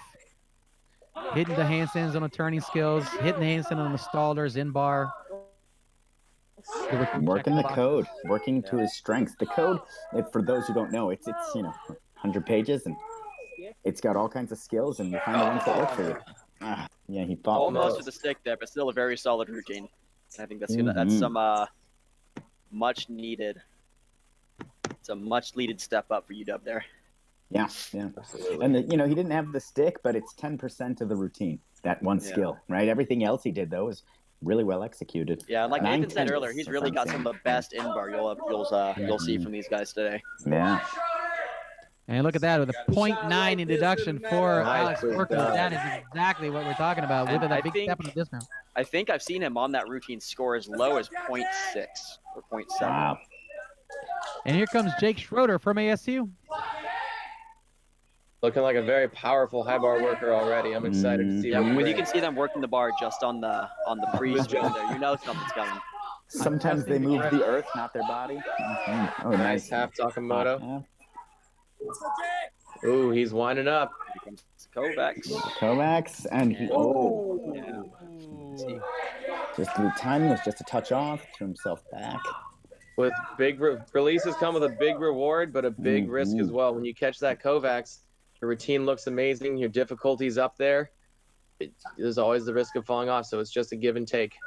Yeah, the trap on that skill is you try to work. Sometimes you can try to work too hard on the load up above the bar, and it'll slow you down just enough. By the time you get your toes down, the whole thing is too late. You're going over the bar. All right, let's see if he's going to repeat the skill. Back on the bar after coming down on the Kovacs. See if he's going to repeat it or not. Maybe he has a different release move to show us. Come on, Jake. Find out. I think he's going to repeat it. Let's get it, buddy. Come on, we're going to see this. Yes, this is looking better. And it's on the bar. See it right That's what you want to see. A little earlier, just enough. Let's go. Wow, little nice fumble of the hand, recovery. but nice save. Mhm. Getting ready for his dismount. If you think your adrenaline's running, imagine his. Oh, there's And a stuck dismount. That's how you come Jake back. Schroeder from Oh, two, God. sticking the landing on a C dismount. That gets the green flag thrown at him. Mhm. Congratulations, a beautiful routine. Calm and Unfortunately, a tight. fall there. Once again, ASU making it more dramatic for us. I'm super nervous right here. I don't know what's going to happen. I'm not looking at the numbers. I'm just saying, wow, this is going to be competition. close at the end. And we knew it would go down to the last event, last routine here. But it really is. This is going to be really interesting. Let's see what Ben does. Throwing right back to the team captain, Ben Bloom from Washington. Yeah. Starting out with a nice Yamawaki. Mm-hmm. Yeah, I think I've said it last time I streamed to you guys, and I'll say it again. Yeah, Ben is Kovacs. pretty much the epitome of everything that UW can do on high bar. Mm-hmm. You want to see this guy right here.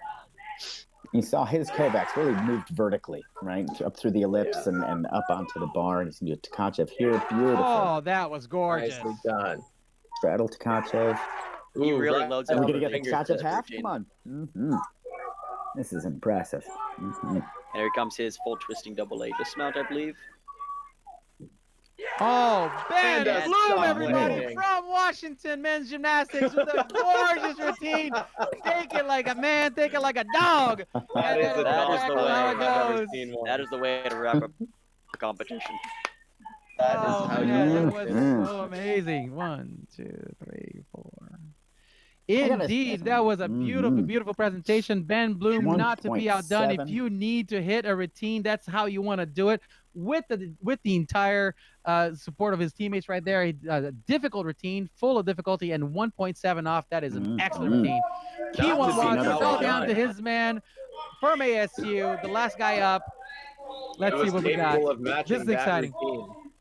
He won definitely a very incredible high bar worker, so Uh-huh. And he they can definitely answer that routine. There's a talk to full. That gets a combination bonus there. Very few And you watch his bonuses. arms on the Yamawaki, how he presses them to the sides. Again, showing complete control and mastery over every The release that he does. full twisting Full twist. Kovac, Coleman. Mhm. And another Kovacs. You can see him back to back, so you know which one was more difficult. Yeah. Mm-hmm. Now he's laboring a bit here on his in-bar skills and missing the handstand just a touch. But I mean, he's just so packed with difficulty that he's going to be able to overcome that. Coming in for the dismount. I feel like that was an easy one. Nicely done. And just a simple laid out. He looked bored in the air on Yeah, that I dismount. figure. Let's be honest. Keep it He was easy, all go And for the over. that landing. is Keyone Watts from ASU. That's the response that we get from the Arizona State to Ben's beautiful set on high bar. That was amazing. Ladies and gentlemen, that is the last man for the team competition, but we do have one more guy competing on high bar. Andrew Lehman, I believe he's going to be doing an exhibition, or is he doing no, he's an all-arounder. So he's going to be doing this routine for score, trying to get himself a qualification score. Well, he's already qualified to nationals, but trying to get his all-around score to be posted on the national ranking systems. Well, in 3 weeks out, Breeze, if you're an all-arounder, you want to be doing all-around so that you're ready to go from the national championships because, he's going to look for that individual hardware. Ooh, and just misses the bar.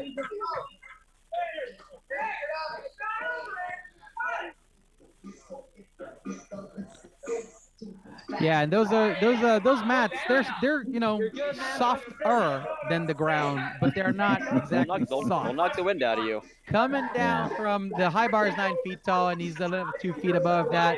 I don't recommend you trying this at home, but it will knock the wind out of you if you're not ready for it. Mm-hmm.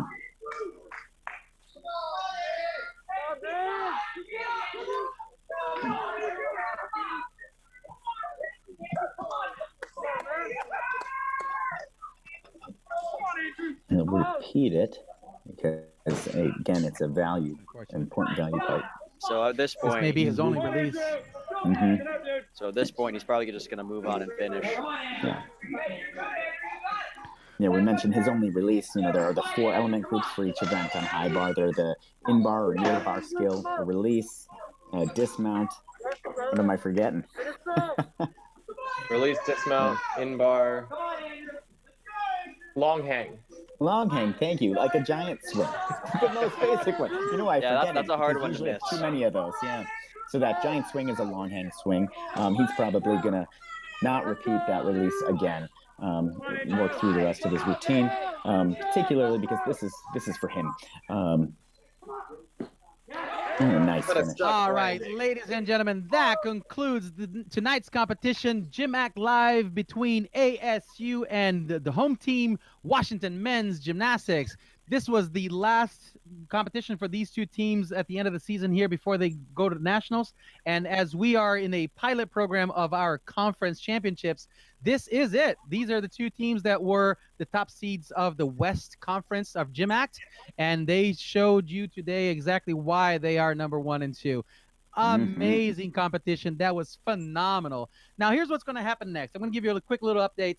We are going to let the coaches talk amongst themselves. They're going to double check the start values and verify the scores with the judges. And then they're all going to come in here before we make the announcements of the final announcement for the team scores. We, of course, finished the presentation with the 1, 2, 3 GymACT backflip. And then we give out the individual awards. Now, what an exciting meet. Oh, my goodness. Wow. Oh, my goodness. My fellow commentators, who wants to go first? Tell me a little bit about how you feel right now. This meet was, wow. I mean, we're trying to come up with words right now and talk about everything it. that we expected here. Yeah, absolutely. We expected the top 2 teams in the GymACT League to go out and battle to the last event, and that's exactly what we saw here. Right, to the point, like, you need to go back, watch this thing again, because you're going to say, like, oh, that could have been it, and you can do that throughout the competition. We see the separation by that final event, hit routines and things, but you're looking at Pommel horse, like, if that guy stayed on, if that guy hit his handstand a little better. It was really incredible. Great gymnastics, great execution, great difficulty. It's what the league's all about. Carl Mater, how you feel? I'm impressed. I think that, again, like I said, I came down to those final 2 events. I think it's where both teams kind of started to waver a little bit. And from both sides, you saw that whenever there was an opening, the other team would kind of step up and put up a routine that would match it pretty well. As to which one did that a little bit better, I can't say right now. But I got to say that there were a couple of times where I personally think that ASU left a larger window open, where UW was able to follow up with a really strong routine to kind of close that gap a little bit more. Indeed. I am just thrilled because I saw, to me, gymnastics is all about the artistry of the sport. I mean, not all about it, right? But I put great importance on that. Now, Nathan, you trained at our gym, and we had the pleasure of working with you for many years, and you exemplified that really well. I loved watching your gymnastics from the time you were a young kid all the way through college. I think that the Washington team today kind of followed in your footsteps in some ways, having established part of that, going into an already strong history, and then helping establish the importance of the beautiful, clean, and impressive gymnastics that I definitely saw from your contemporaries and those that came before after you guys. So well done, and congratulations on helping lead the team. I mean, you guys, in fact, did you guys not share the team captainhood, or were you a captain by yourself in the team at that point, Nathan? Carl, did we officially share captainhood? Oh, I wasn't a captain. That was a funky year for me. So no, that was all you, because that was the year that I was kind of in and out at funky times. I was working at the time because I had been off scholarship. So Nathan was the only senior who was kind of fit for it. He was the only one in the gym the whole time. But here's the thing. Yeah. The reason I had to ask is because it felt like there were 2 captains. Carl was making it work. His body was destroyed, but he was still determined to be there, be a part of the team. So I couldn't even remember whether or not what it was, because I'm gonna say you were kind of the one there. You took the leadership role. I'm gonna say you were kind of solo captain on that one. You kind of you took on the mantle. We've got teams where there's a named captain, but we've got a leadership core, and the best teams have it. That's fantastic to hear. I mean, what you gain competing out of collegiate gymnastics is just, I mean, we could go on all night, couldn't we? Right? Oh, yeah. I mean, the No, we could camaraderie, talk the for hours. teamwork. But then from a club, from a GymACT standpoint, some of the, you mentioned, right? I had to work, Yeah. right? Everybody who's in that gym is doing it because they're passionate about the sport, passionate about what they can do with it, but they're not getting any remuneration, I'll call it, right? They're not getting paid. They're not getting a scholarship, in very rare cases. Yeah, I mean, everybody's out there to do it because they love it. Well, we can talk all night long, but why don't we go ahead and finish up the task at hand, which is to announce these beautiful teams and their well-deserved awards. Once again, I want to say thank you to Charlie Nelson, Nathan Tsuji, and Carl Meter for joining me as commentators. The judges who are here with us today, Peter Wiggin, Paul Evat, and Nat Hammond, my brother from another mother. By the way, tell your parents I say hi. Our parents. Will do. And here we are. The end of the competition was super exciting. I mean, it's super. I'm going to put all kinds of supers in there because it was incredible. Mm-hmm. You guys, amazing gymnastics, Dan. clean, very super. Yes, and exciting all the way to the end. We knew that we going into the last rotation, we had a 2-point lead by ASU, and they opened the door a couple of spots. And let's see how things ended up. Now the coaches have verified the final scores, so it is my distinct pleasure and honor to tell you all today that the following results have occurred. Ladies and gentlemen, the final competition of the season virtually here at GymACT live and virtualstarsgymnastics.com. Got to give ourselves a plug, right? Absolutely. And this is the conference. Whoa, that got loud real as I was speaking. That was awesome. Hear myself louder and clearer. I believe ASU is still in a huddle. Yeah, there you go. We're going to pull them out of their huddle right now. ASU, you guys pay attention to what's going on in here. So, ladies and gentlemen, in second place, team today with 370 points and 1 decimal, so 370.1, the team from Arizona State, second place, Arizona.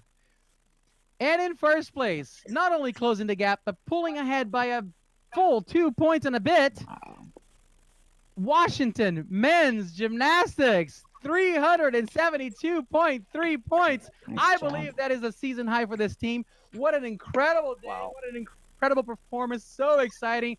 What a joy to watch. That was amazing. So first place in the West GymACT Conference, first ever unofficial, is the team from Washington Men's Gymnastics. Go Dogs! Go Dogs. Go Dogs. Congratulations. And so here's what we'll do. We're going to go ahead and close out the official ceremony of this gymnastics competition by doing the 1, 2, 3, go GymACT. And then all athletes, please go ahead.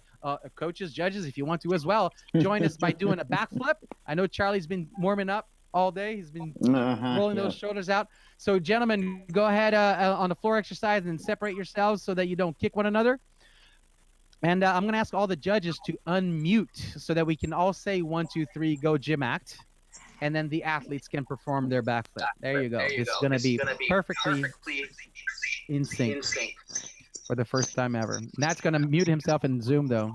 Of course, Crockett gets out there ready to actually do it, making all us other coaches look bad. All right, ladies and gentlemen, to finish today's gymnastics extravaganza, but stay tuned because afterwards we are going to do the individual awards. Looks like Jeff's going to do the back talk with us. Oh, yeah. Let's do this. All right, with me. Here we go. 1, 2, 3, go. Go GymACT.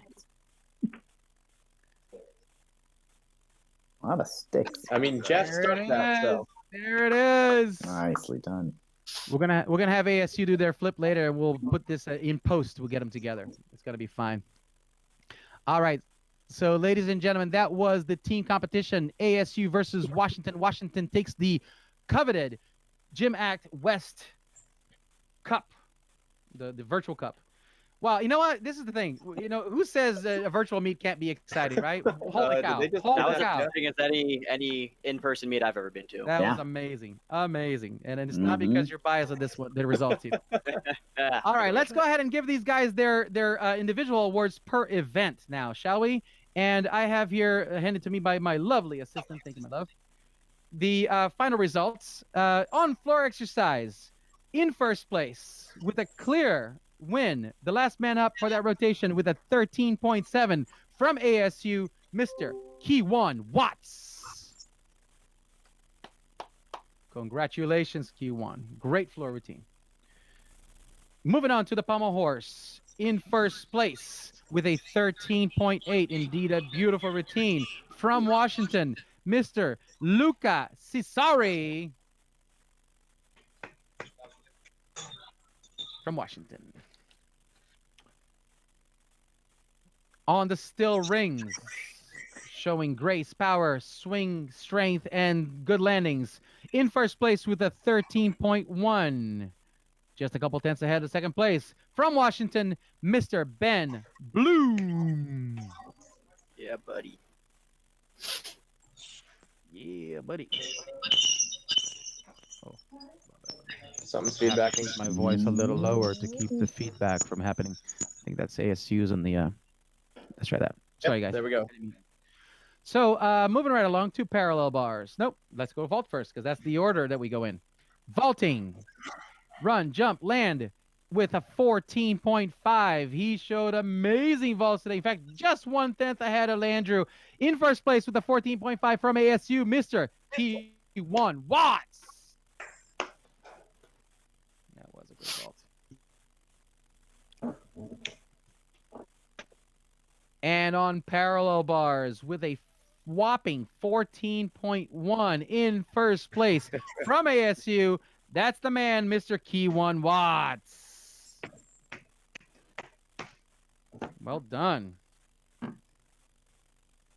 And on high bar, breaking Kiwan's streak with a 13.2 from Washington, Captain Ben Bloom. Hashtag here comes the bloom. Here comes the bloom. And I have to go back to my website here to check who did 6 events today. Indeed, we had 1. So in first place on all around. He even went up an extra high bar routine at the end there. It is from Washington, Mr. Andrew Lehman with a 65.7. First place all around. Well done, Andrew. All right, ladies and gentlemen, now comes my favorite part of this whole thing, where we get we forget about the numbers for a second and we look at the quality of the gymnastics and the quality of the character of the gymnasts themselves. So I will call upon one of the judges to represent as we present now the ROV award. This is one of my favorites. It used to be actual scores given for the athletes, risk, originality, and virtuosity, ROV. Those are 2 tenths each that you would get in your routine to try to bump your routine up to a 10.0 start value. And no longer awarded because it's a qualitative thing. It's a matter of opinion. So the Dakota Point doesn't ask for that. But I ask for that. I want to know, what do you feel is something that was impressive to you? What brought to your attention the artistry of gymnastics, how hard it is, how easy they made it look, and all of that jazz. So I have a couple of favorites of my own, but this is time to bring the judges in and see what they deliberated and decided. So who's representing? I can talk. I think you had asked me earlier. All right, Paul Yvette from Chicago, Illinois. Thanks for joining us today, and thank you for your judging. And what's going on with the ROV for today? So we talked about it, and you know what? There was definitely some really clean routines, some very pretty gymnastics. We saw something very unusual on rings, the front double full, which was pretty impressive from, I think, Dalton. But when we discussed it, we really felt that Kiwan's parallel bar routine, with the dynamics, with how aggressive and powerful he goes into his peach, and the technique that he's using really earned him the top spot. So Kiwan for his P-bars routine was very impressive. Kiwan Watts receives the ROV award for today. Congratulations, Kiwan. Kiwan, actually, I want to hear from him. Can you bring him close to the camera so I can see his face? Come on, let's do this. This is when we get to hear, see, and get to know the man. All right. So, and then can I get one of the ASU guys with the Discord to unmute and get the you're fine right there, bud. Can he talk through Zoom? Yeah, that works. Through Zoom is probably the easiest. So Okay, he's on right now. It's on now. So Kiwan, how do you feel about receiving it? Oh, Do I need that? Okay. Yeah. Oh, Hear me? yeah, that's gonna be better. Yeah. Let's see. Can you hear? No, he's muted. Oh, bummer. All right, now we need to. There you go.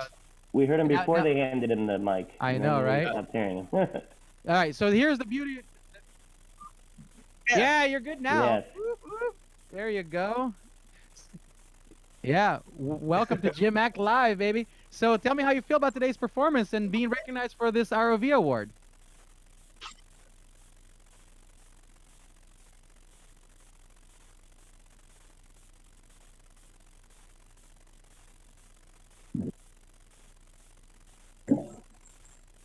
But it's all good.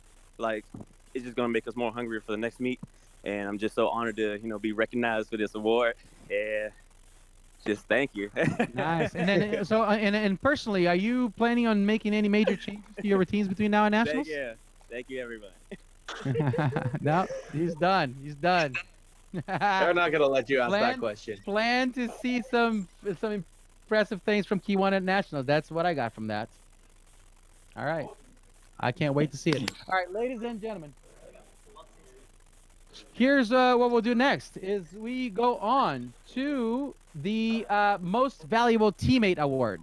So this is another one of those another one of my favorite parts of this these events that we're doing, where we ask the athletes to talk to one another and decide for themselves which one of their teammates best exemplifies the strength and characters of their team today. Could be a performance, it could be a skill, it could be we'll find out what it is. What do these guys interpret as the most valuable teammate for today?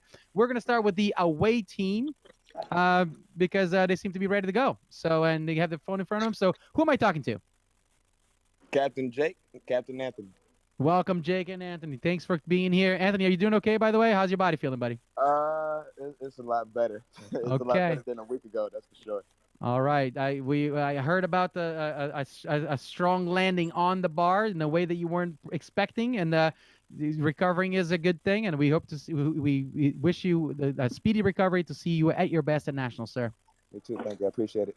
All right. So tell me a little bit about your teammates here today, and who do you feel exemplified your team character by being the most valuable teammate today?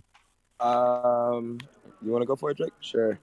All right. So our most valuable teammate today, he had 3 good hits. He came in, stomped all his sets. I went fishing with him the other day, actually. Caught a couple of big fish, and I think that carried over into today. So our team MVP is Austin Jones. All right, Austin. Bring him up. Thank you. Austin, how does it feel to be recognized by your teammates as the most valuable teammate, man? It feels real good. How do you feel about your performance I today? didn't know I was doing this.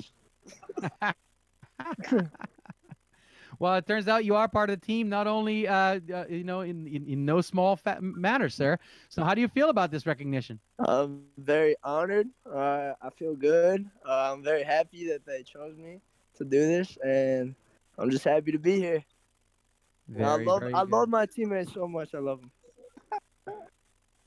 Well, there it is, We love ladies you and too, gentlemen. Austin Jones from ASU, the most valuable teammate for today. Thank you very much, gentlemen. and apparently a great fisherman. So yeah, but that one, four fish. I once caught a fish this thing. All right, someone hit a mute button on those guys. All right, moving right along to the home team. This is Washington, and who do I have the honor of speaking with today? This is team captain Alex May. Alex May. Like this. All right, Alex. All right, so I can hear you our well. team chose pretty quickly, but I also want to honor the fact that Ben works he works his butt off every single day in here, and his determination brought him this moment and his consistency. So we all want to honor this to him. Congrats, Ben.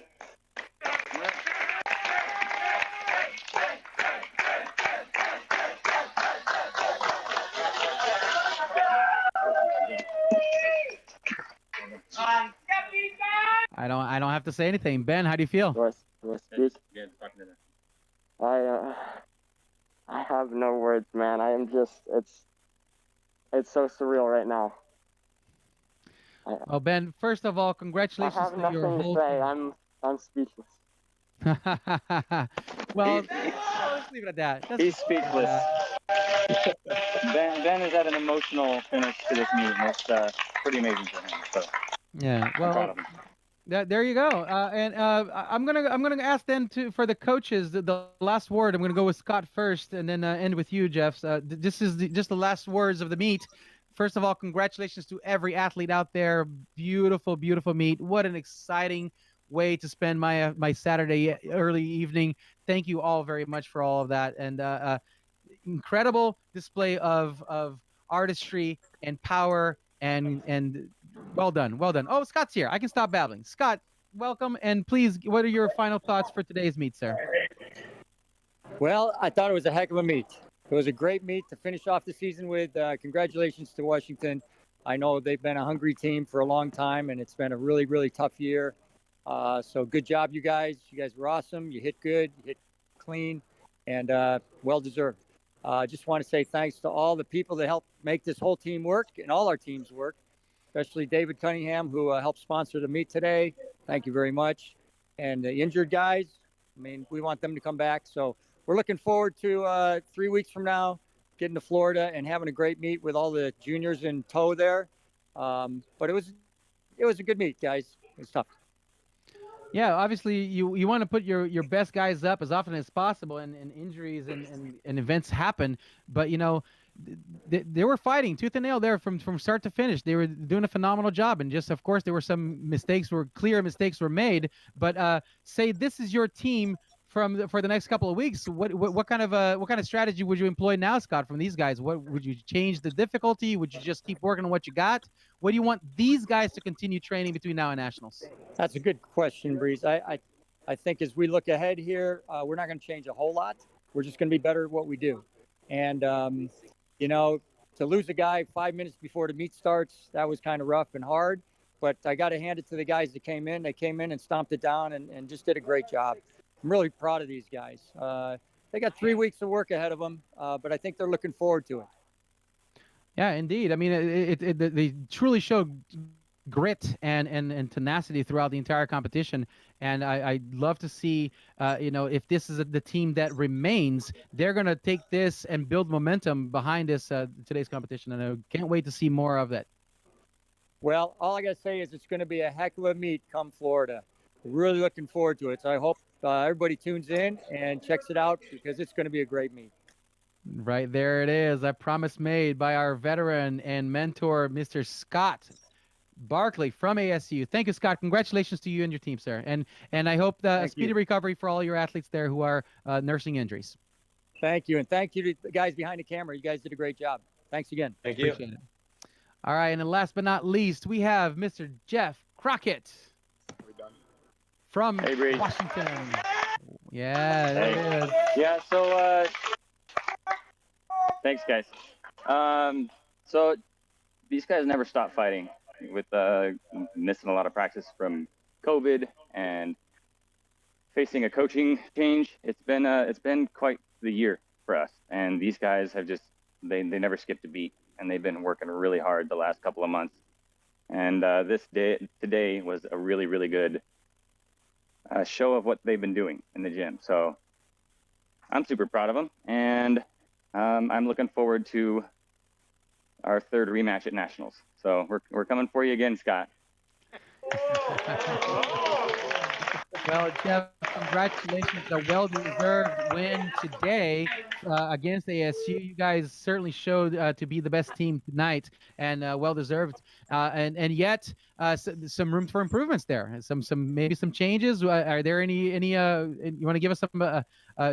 Charlie's taking notes. You want to give us a sneak peek, or what your strategies are going to be?